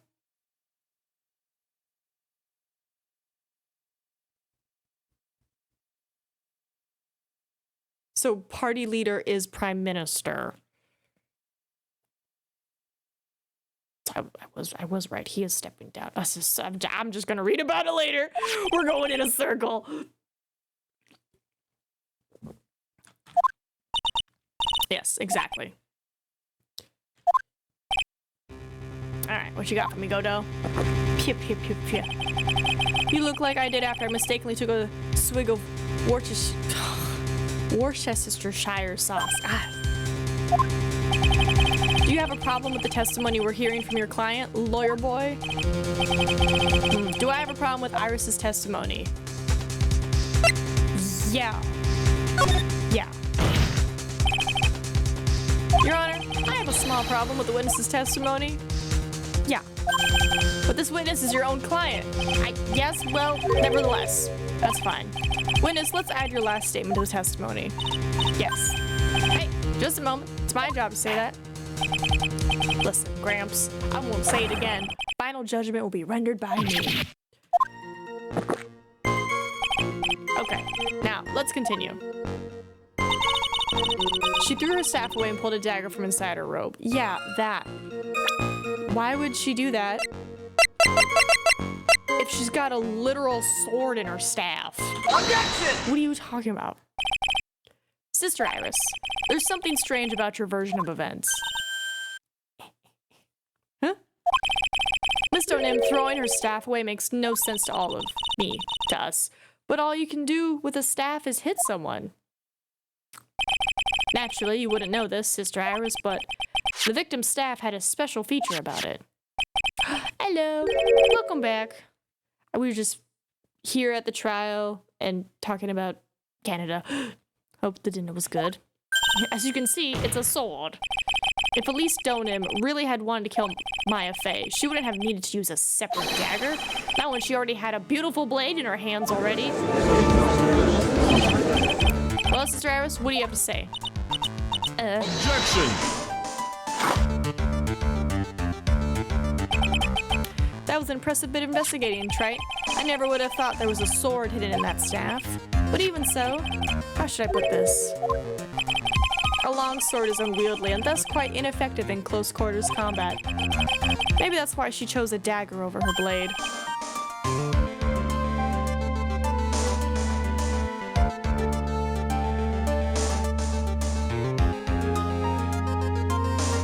Huh? So like, I guess the equivalent would be Speaker of the House? Maybe?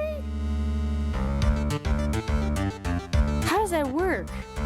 I'm not gonna worry about it. Anyway, the type of weapon she chose to use isn't what's important. The important thing is that she tried to kill Maya Fey. And as long as there's nothing strange about that, there's no problem with her testimony. There is something strange about this whole testimony. Well, Mr. Wright, the prosecution has a point. Very well, Your Honor. The defense will now present evidence to back its argument. I have here another piece of evidence that shows that this testimony can't be trusted. Because Miss Elise NinaMeep would never attempt to take the life of Maya Fey.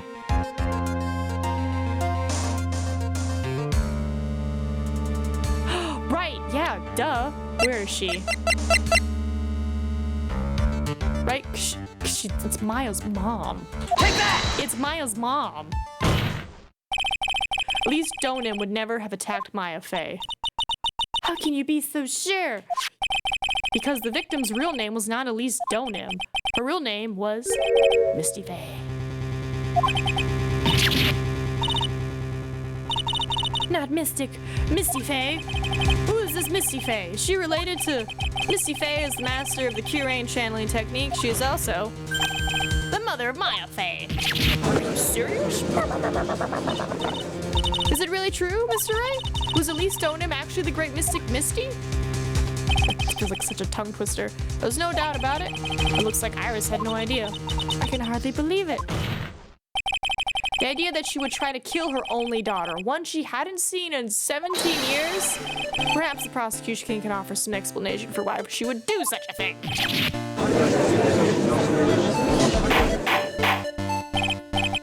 Order in the court. Upon first hearing the witness's testimony, it seemed natural enough. However, in light of some facts that have just been presented, one, that the victim supposedly threw away a sword during a fight, and two, that the two people badly to death were mother and daughter, despite the facts being believable when taken on their own. When taken together, the entire story seems difficult to believe. Listen, there's nothing in this world that is impossible, except for one little thing. Yes? What is this one little impossible thing? Bah, you still don't get it. What a good cup of joe. You think maybe my beans are under-roasted, but you have no idea, Gramps. Could you get to your point? I heard this witness confession this morning, just as I had taken the first sip of my 8th cup of morning coffee. You're going to ruin your health, my friend. Anyway, after hearing this woman's confession, I had a detective who loves to investigate sent to the scene of the crime. And he discovered this little beauty. Is it the dagger the witness testified to seeing? Obviously, Your Honor. But do you not notice something else? Now that you mention it, if you look closely, there appears to be blood on it. Where did you find that? I didn't see that when I investigated the crime scene. Did you investigate the pine tree at the crime scene? Huh? The pine tree? This dagger was stuck on the backside of the pine tree. Does he mean the bonsai-looking thing? When the last blow was struck, ending the violent battle between the two women, this little baby was thrown in the direction of the back of the pine tree. Which means the blood on the dagger belongs to the victim, correct? Were you even listening, old man? I first heard this confession this morning, just as I had taken the first sip of my 13th cup of morning coffee. I thought you said it was 8. Oh, I think his heart's gonna explode. Did you just say it was your 8 just a few minutes ago? I didn't have enough time to get the blood analyzed on such short notice. In any case, the court will accept the dagger as evidence. Can you guys scan it while we're in court? Furthermore, I ordered that a blood test be performed on it immediately. Oh, thank you.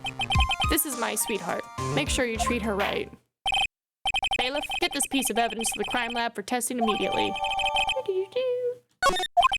Now then, the testimony we've just heard had numerous unbelievable aspects to it. However, after having found the very dagger the witness spoke of, I believe we can consider her testimony to be credible. I don't even know what cup of coffee he's on now. His numbers are off. Cute girls never lie. Ever.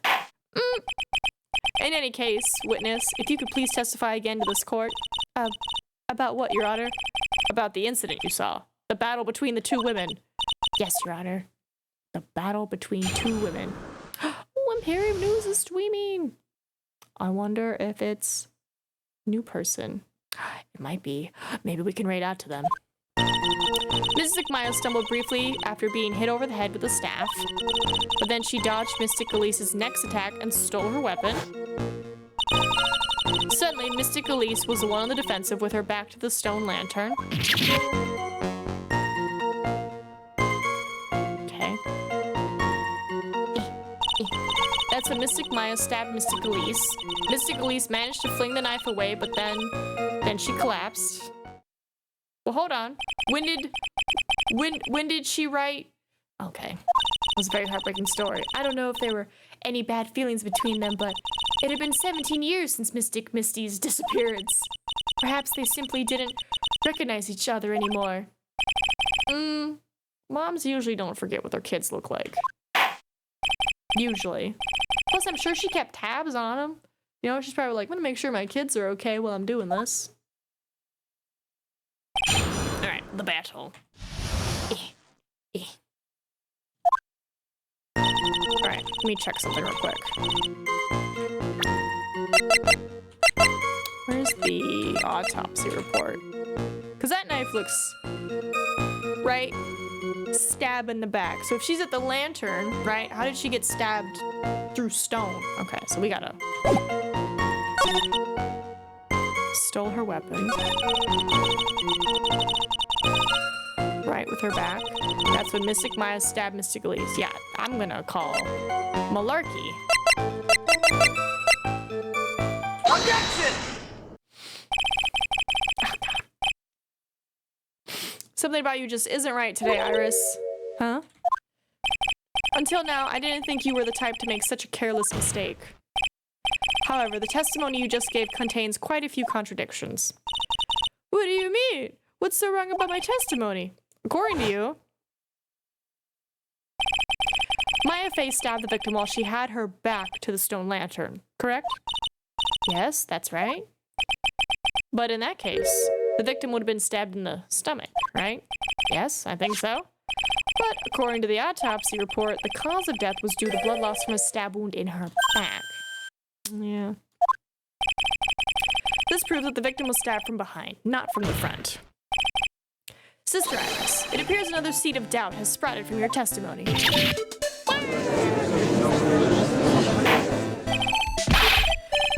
What is the meaning of this, Mr. Wright? Yeah, it's simple. People are like books. We've all got a front and a back. You get my drift? Is that all you have to say? I can also say that darkness loves to play with the human mind.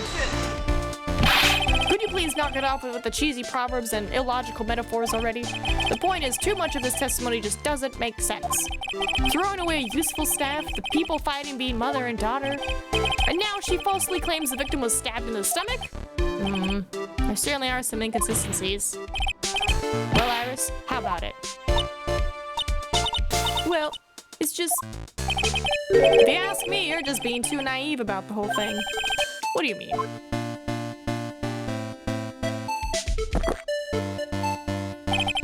There are 253 distinct types of bitterness in coffee, but to pick out each one requires total concentration and the use of all the senses. Were you really concentrating on what this witness actually said? Prosecutor Godell, explain yourself. The witness was quite unambiguous about her own ambiguities when she said that the garden was dark and she couldn't see clearly. A human needs one thing to see clearly, and that is light. Light? By the way, did you know? Hazakura has a rule that on nights when an acolyte is at the inner temple training, the stone lantern in the garden must be kept lit. So she did see. I did wonder what that stone lantern was there for. Well, if that's true, shouldn't the witness have been able to see the crime more clearly? Normally, yes, Your Honor. But according to the head nun, Sister Bikini, on the night of the crime, it was impossible to light that stone lantern. Impossible? It hadn't been used in a long time and the wick was no good. In other words, it had to have been nearly pitch black in the garden that night. There could have been a faint light coming from the train hall, but that's all. Most enlightening. Put-ups. Yes, that illuminating fact has chased all the contradictions away. If the staff was dropped, it would be difficult to see. It also explains why they didn't recognize each other. We can't see the demons that lurk in the night. That's why humans are weak. Isn't that right, Trey? What is your business with me? I mean, we have an idea, but it's like... Order! Order! Here, Your Honor. Let me present the stone lantern into evidence. I imagine it's just a picture and he didn't like just carry the whole thing in like, there you go, Your Honor. Maybe it'll rekindle the flame of truth in your mind. It's not lit, okay. Why is the judge just sitting there with that look on his face? What's wrong, Your Honor? Was that flame too hot? This lantern. There's something written on it. Why? It's written in blood. Oh boy. So the judge didn't know about that yet? Written in blood? Can you not see it because of his visor? It says Maya upside down. What the? Oh yes, that's right.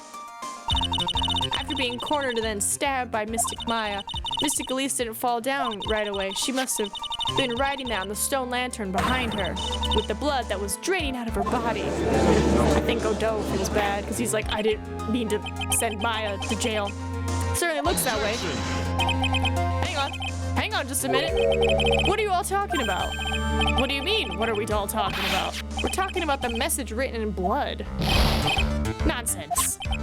This lantern is as clean as a whistle. Yeah, he can't see it. Could it be? He can't see the bloody writing at all? Now that I think of it, he did say something to me yesterday. My eyesight is pretty messed up. Even with these huge goggles on my head, I still can't see everything. So that's what he meant by that. In any case, this is obviously an important clue. We now know that the crime scene was dark, and that the victim scrawled this message on the stone lantern. Well, Mr. Godot, anything further? Mr. Godot? Okay then, let's move on. Godot is literally shaking, and somehow I don't think it's from caffeine overdose. I believe it has now been established that Miss Donim was killed by Maya Fey. It's not established, that's just a theory. Now it's time to turn our attention to you. Yes, sir. After the victim died, you did something, didn't you? Let's hear it. We're all ears. Sister Iris's cover-up. After Mystic Elise died, I called out to Mystic Maya. I thought it was my duty to protect the future master of the Curain tradition. So I moved the body from the inner temple by myself. I dragged it behind me all the way across Dusky Bridge. Then I used the snowmobile to carry it back to Hazakura Temple and set up the scene. I used the Shichishito to alter the way the wound looked. Just, yeah.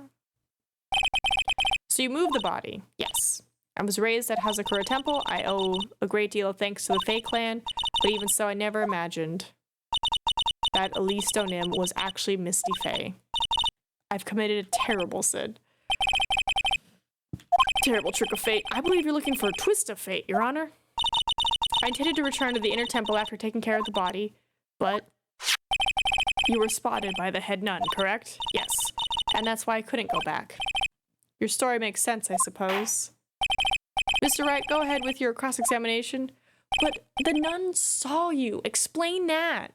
Yes, Your Honor. Explain it. All right. Because the snowmobile again was afterwards.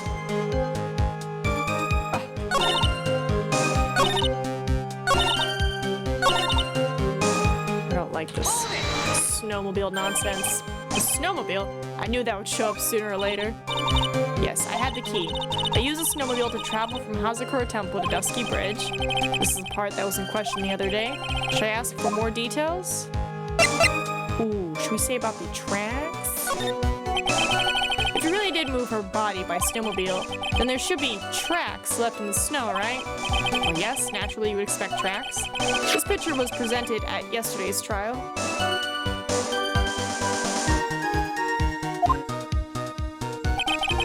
Are these the tracks from that ride? Yes, I think they are. You think? But I can only see one set of tracks here. I don't see what's so strange about that. Snow was still falling when I left Hazakura Temple. I see. Snow was still falling. And then when the murder took place, it had already stopped. That's why there are such fresh-looking tracks. How about it, Mr. Wright? What do you think about this testimony? I think it's important. When the murder took place, the snow had already stopped. That doesn't make sense if you stack it up against the other evidence. Your Honor, I like the statement Iris just made added to the testimony. But does it have something to do with the case? All will be made clear if you allow her statement to be added to the record. This should be fun. Let's get this snow business cleared up, shall we? Yes, sir. By the time the murder took place, the snow had already stopped. I don't want to believe it, but I don't think my logic is failing me. Iris is trying to pin the murder on Maya. But why would she want to do that? There's only one reason I can think of. She wants to be the head. I called out to Mystic Maya. I thought it was my duty to protect the future. So I removed the body from the inner temple by myself. I dragged it behind me all the way across Dusky Bridge. So there should have been tracks, but there weren't because snow. Objection! You claim that the snow had already stopped when the murder occurred, but I'm sorry, Iris, that just isn't possible. What? This is the weather data from the night of the murder. God, so much was happening on that bridge. According to this, the snow didn't stop until 10:50 p.m. At some point, you're supposed to ring the bell, get over there, witness the murder, get back, but it's like, didn't the lightning hit it, like, right after this? But you couldn't have crossed Dusky Bridge at that time. Why do you say that? Because 5 minutes before the snow stopped, Dusky Bridge was struck by lightning and caught on fire. What did you say? The bridge? It was on fire? How do you not know this? You don't mean to say you didn't know about it? It was because of that lightning strike that the bridge burned down. What? But it can't be. It looks like you still haven't figured it out. No matter how hard you try to deceive or conceal the truth, you can't pull the wool over the eyes of a real defense attorney.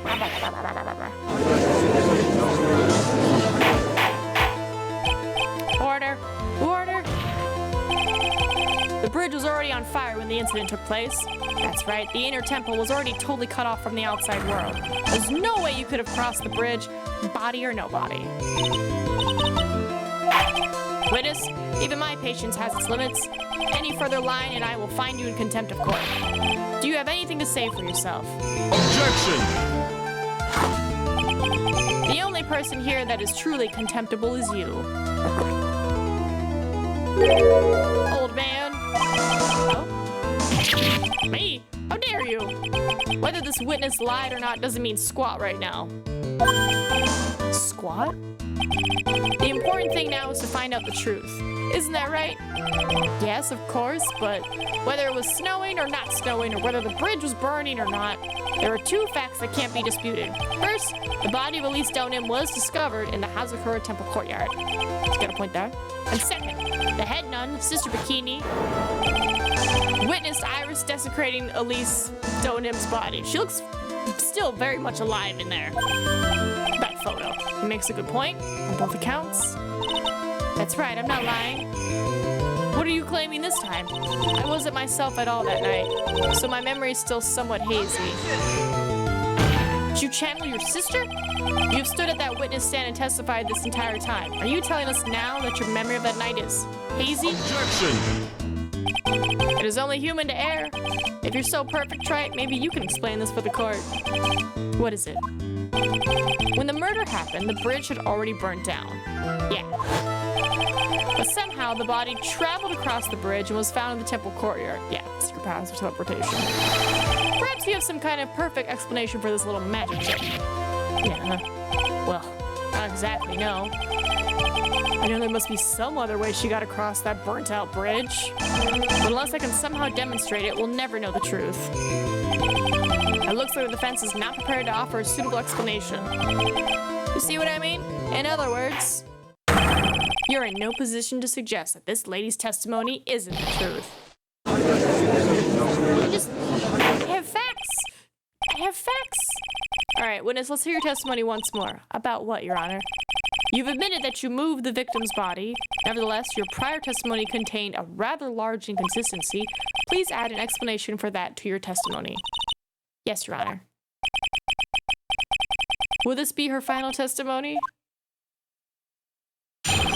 Moving the body, okay. Other than walking over the bridge, there's no way to move the body. So I must have just gotten confused, I guess. Was the snow still falling or had it stopped? Does it really matter that much? Yeah. Or you're just saying that there was a way to cross a burning bridge?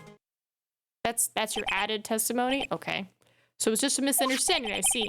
This is a photo of Dusky Bridge after it burned down from the lightning blast. It was taken on the morning after the incident.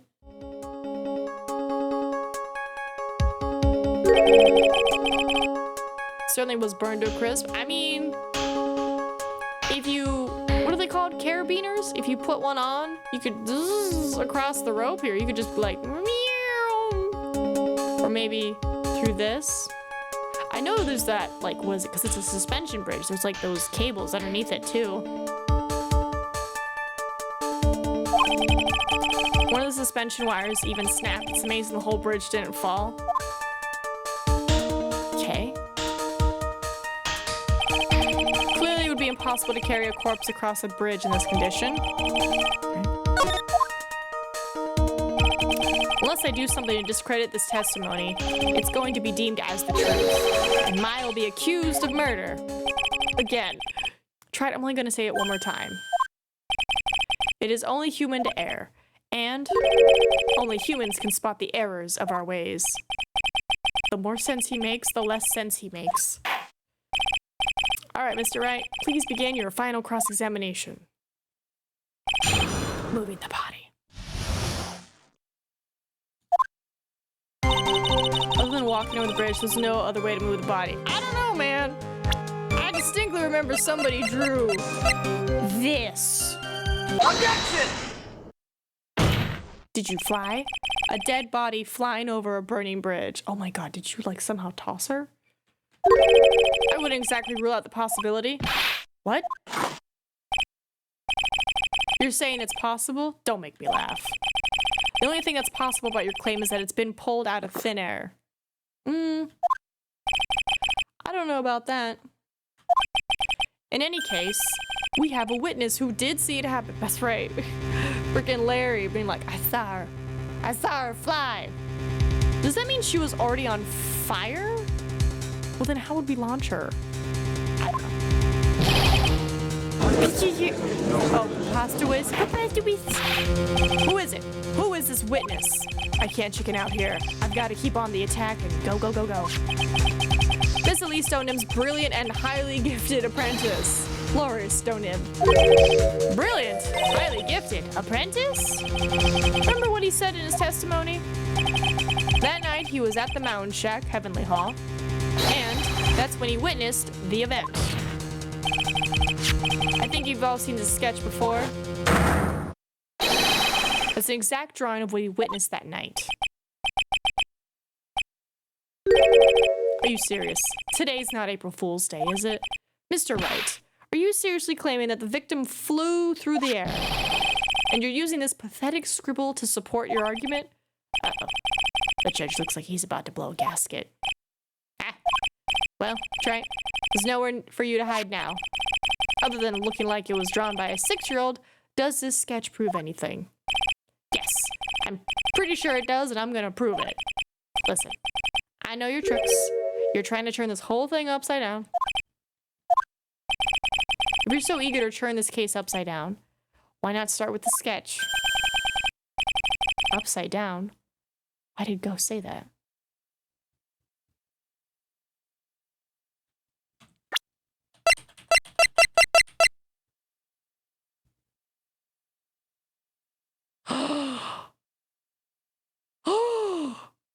Did Larry draw this upside down? Oh, she did use the cables. Oh, I caught your ass. All right, then, let's hear the defense's theory. What exactly is this sketch trying to show? I don't think old Whiskerface is gonna forgive any more mistakes. Oh, do I need to save? I'm gonna just... Just in case. Just in case. All right, Phoenix, look carefully and think it over. This sketch drawn by Laurice Donim is exactly what happened? No.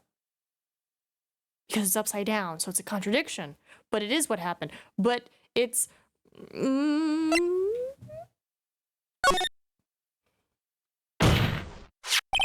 Something is obviously funny about this sketch.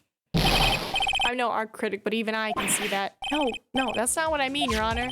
Laurice Donim stated it over and over, that this sketch was exactly as he saw it. However, if we're to believe his testimony, then the sketch contradicts reality as we know it. It contradicts reality? Ah, this is getting interesting. Looks like you're back to that finger-pointing thing again.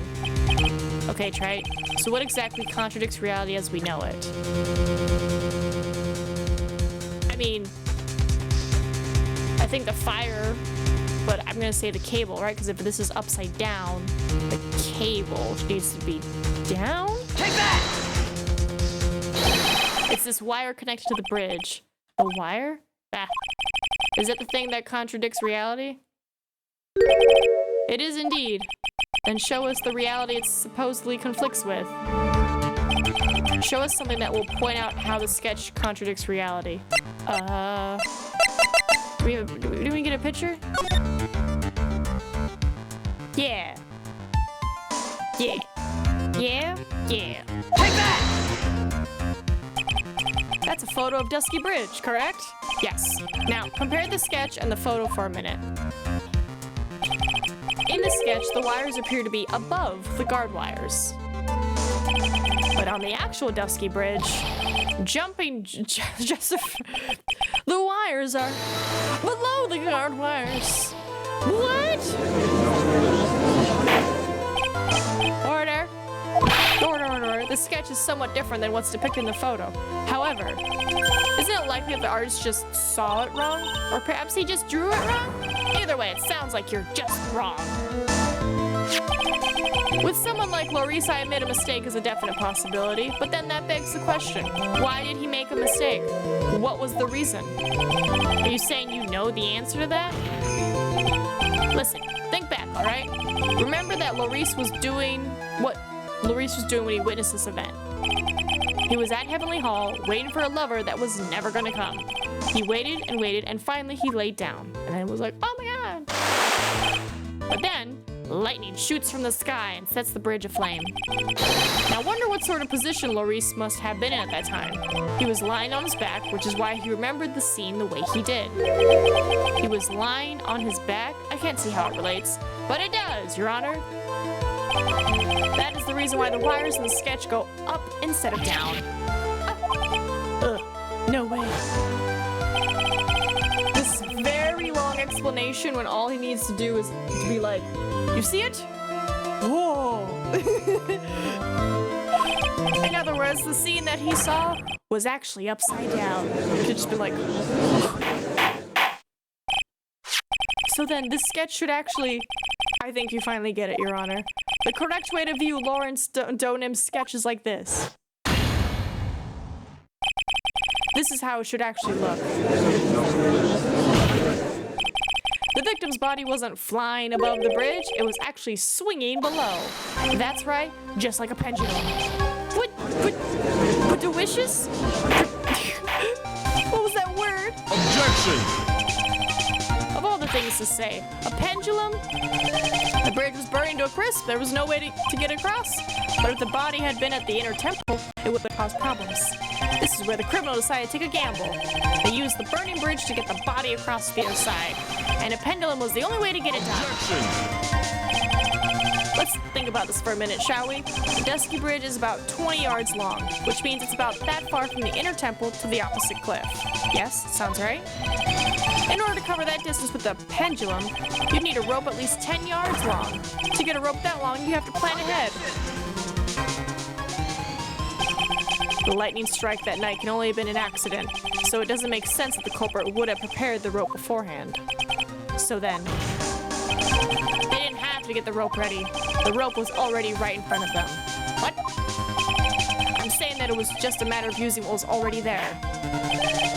In that case, Mr. Wright, please give us an explanation to support your theory. What makes you think the criminal had the rope on hand to create a pendulum? I don't know. I mean, I was thinking this. Like, just going, ah! Is it not this?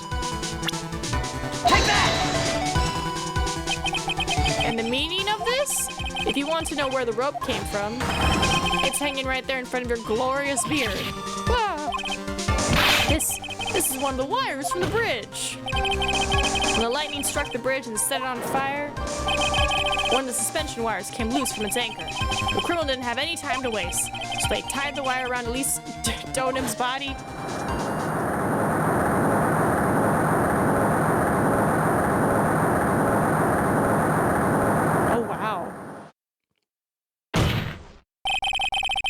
Theory, a game theory, because there was simply no other ways to move the body. Right? Like this long, convoluted explanation when you could just be like, you see this? Oh! Alright. It is impressive though. Alright, Mr. Godot. Okay, he's chugging his coffee. It seems that Mr. Godot was more focused on his coffee than answered my question. It seems that the odds of a rope being readily available were very high. So I suppose that it's not an impossibility after all. Oh, he's done drinking. Possible or impossible, that's not the question we need to ask. There's only one question. Did that really happen? Trapped. I wonder if you can prove what happened to us. Do you have any actual evidence that the body was swung over like a pendulum? Can I use the autopsy report?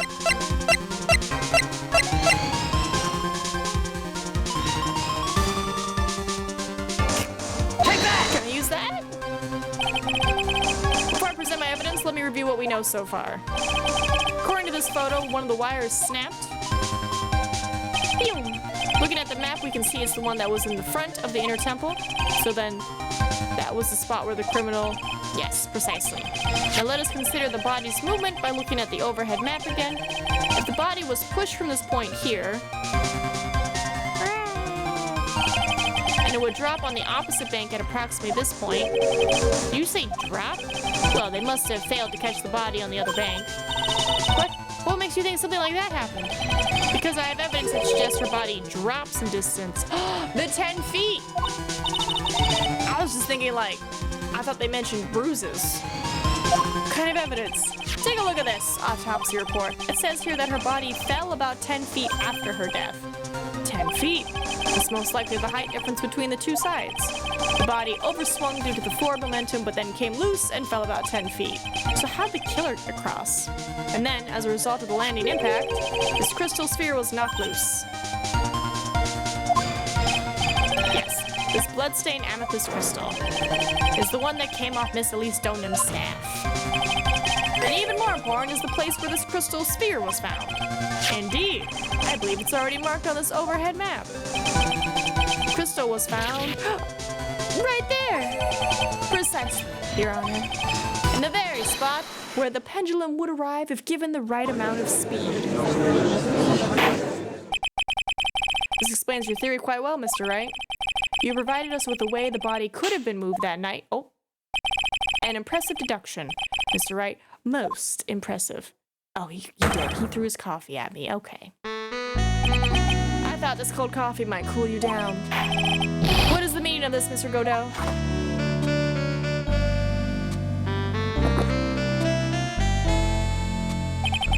That was a dark and bitter guess that you made, Trey.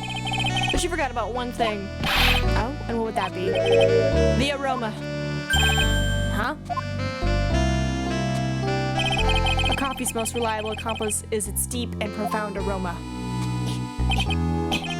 The rest of the court doesn't speak coffee-nese. Can you elaborate a bit more? If the criminal had sent the body to the other side, like you say, then naturally there must have been an accomplice lying in wait to catch it. An accomplice? The criminal wasn't able to cross Dusky Bridge, so who collected the body?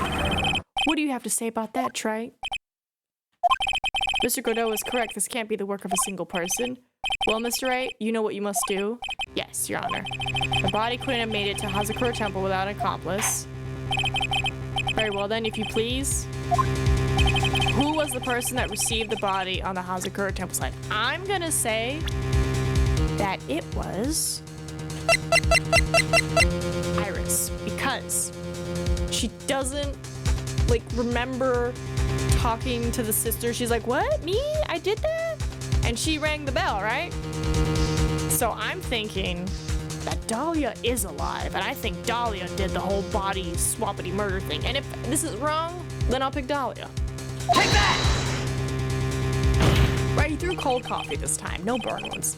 It can only be you, Sister Iris. Plus she admitted to the snowmobile thing. I don't see why you're so surprised. The only way to transport the body from Dusky Bridge is by snowmobile. But with her bad back, Sister Bikini could never pick up a body like that. You're the only one that could have managed it. Trey, were you even listening to the witness's testimony? On the night of the crime, this little cutie pie was on cleanup duty in the inner temple garden after the mother-daughter bloodbath. I haven't forgotten, but have you, Mr. Godot? This witness was also seen at Hazakura Temple, desecrating the corpse of the victim. Strange indeed. It's almost as if, on that night, the defendant was in two different places at the same time. Sister Iris, let me ask you something. Why didn't you mention it when you first gave your testimony? Mention what? The pendulum, of course. Using this sketch drawn by an eyewitness, I have established how the body was moved using the burnout bridge, which means it's now a fact that this occurred, something you should have already known. No, I had no idea. I didn't know anything about a pendulum. But the body couldn't have been passed along to the other side without your help. So you should have known about it. In fact, it'd be impossible for you to be clueless about this whole thing. Well, I mean, if she was there to catch the body, she definitely should have known about it. Unless she didn't see the swing. Unless you're not really Iris to begin with. Wait, what? How can you say that, Mr. Wright? What? What kind of nonsense is this? Wait, are you Dahlia? You're saying this witness isn't Iris of Hazakura Temple? Objection. What? Are you serious, Trite? You mean this woman is... There's no one besides Iris that could have received the corpse that night. Now I get it. Now I know why I've been sick to my stomach this whole trial. Why her whole demeanor changed so suddenly from yesterday. And why she's trying to pin this murder on Maya. This woman that's standing there at the witness stand. Her real name... Really? Is it her? Really? Take that! I never thought I'd have to utter your name again, let alone see you. It's been a long time. Dahlia Hawthorne. Hawthorne? Sister Iris had a twin sister. And you're looking at her. Miss Dahlia Hawthorne. Name rings some bells. Where are the butterflies? Distant bells, but bells nonetheless. It's just your imagination, Gramps. This file contains all the relevant data about Dahlia Hawthorne. Oh, yes, I remember now. That case 5 years ago. We don't have to go down this memory lane again. Yep, don't have to go down this again. He really can't catch a break. I don't know how Dahlia got out of it, because it's like, I thought she was executed, so... Huh? Dahlia Hawthorne is already dead. It says her execution was carried out last month. Yeah, explain that to me, game. So what? Death has no meaning in this courtroom. God, don't. What? Order. Wait a moment. How can you? My sister, she's already dead. What kind of? You of all people should already understand, after all, the blood of the master of the Curane channeling technique flows within that body. The Curane channeling technique? Now where have I heard that? That's right, you're not Dahlia Hawthorne herself. You're the spirit of Dahlia. Currently inhabiting the body of a spirit medium. Okay. What an exciting story. Exciting, but quite impossible. You're asking us to buy that Dahlia Hawthorne just happened to be channeled by someone on the very night of the murder to a temple where her twin sister Iris was. Well, if you're gonna put things that way, then yes. We're supposed to believe a coincidence like that just happened? Naturally, it was no coincidence. The whole thing was part of a plan from the very beginning. It's all written right here in these instructions. What's that? These instructions were written by your mother, Morgan Fay. And part of the plan called for Dahlia Hawthorne to be channeled. That night, there were 2 irises at Hazakura Temple. 2 of them? Even the time of the channeling was planned out. As soon as you hear the lights out bell, in other words, 10 p.m. However, Iris was seen before dinner time. That means the Iris that was at dinner was the real Iris. And the Iris who gave me this hood in the main hall was also the real Iris. Meaning the Iris Sister Bikini saw at the inner temple was someone else dressed as her, namely one Dahlia Hawthorne. Do you even know what you're saying, Trey? This whole channeling the spirit of Dahlia Hawthorne business. Yes, it's true that you found plans to talk about it. However, there's one thing that's perfectly clear. The witness currently standing in the witness stand is the real Iris. This is my brain. Calm down and remember what you know about the night of the crime. After meeting Sister Bikini, the Dahlia Hawthorne that has been channeled would have been stranded at the inner temple due to the lightning strike. So is she alive? Or is she dead? It was later that the body was moved by a pendulum. That's right. Naturally, that would mean that the Iris that received the body was the real Iris. Are you with me so far? I think so. After being notified of what happened, the police came to Hazakura Temple's main hall. There, they found Iris in her room and arrested her. And ever since, she's been under police supervision at the detention center. Yes, I suppose. I can't deny any of that. Ooh, thank goodness. It looks like he's finally convinced. Something still seems off. I'm still not convinced that the Iris here is the same one from the other night. I suppose you're about to say something really ridiculous. Like, the real Iris and the spirit of Dahlia somehow switched places. But hold on, what? I'm so confused now, because the spirit possesses the body. Oh my god, I don't know what's going on anymore. Oh. My brain. To be perfectly honest, there are still quite a few things I don't understand, but I do know that unless we confirm the witness's identity, we can't continue with this trial. Iris doesn't have the spiritual power needed to channel Dahlia, which means they must have switched places somewhere. What? Well, Mr. Wright, since the time she was arrested at Hazakura Temple, have there been any chances for Iris to switch places with Dahlia Hawthorne? Wait, so she is alive? There was one. Miles.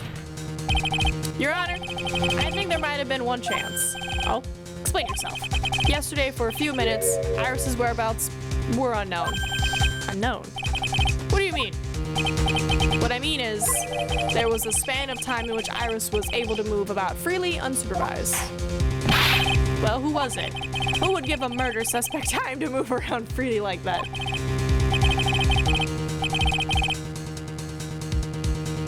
This case can be a real brain breaker. A YouTuber I watch basically lost her mind from this case and went into minor insanity from the reveals about Misty, Dahlia, and Morgan being involved. That's fair. The person who gave Iris a chance to freely roam about was... Sorry, buddy. Where you at? Take that! This is Mr. Edgeworth, isn't it? Your Honor, there was a fairly large earthquake yesterday, was there not? Ah, an earthquake? Yeah. An earthquake. Earthquake! Oh my goodness. The inner temple, this kind of tremor. Yeah, we know all this. Ugh.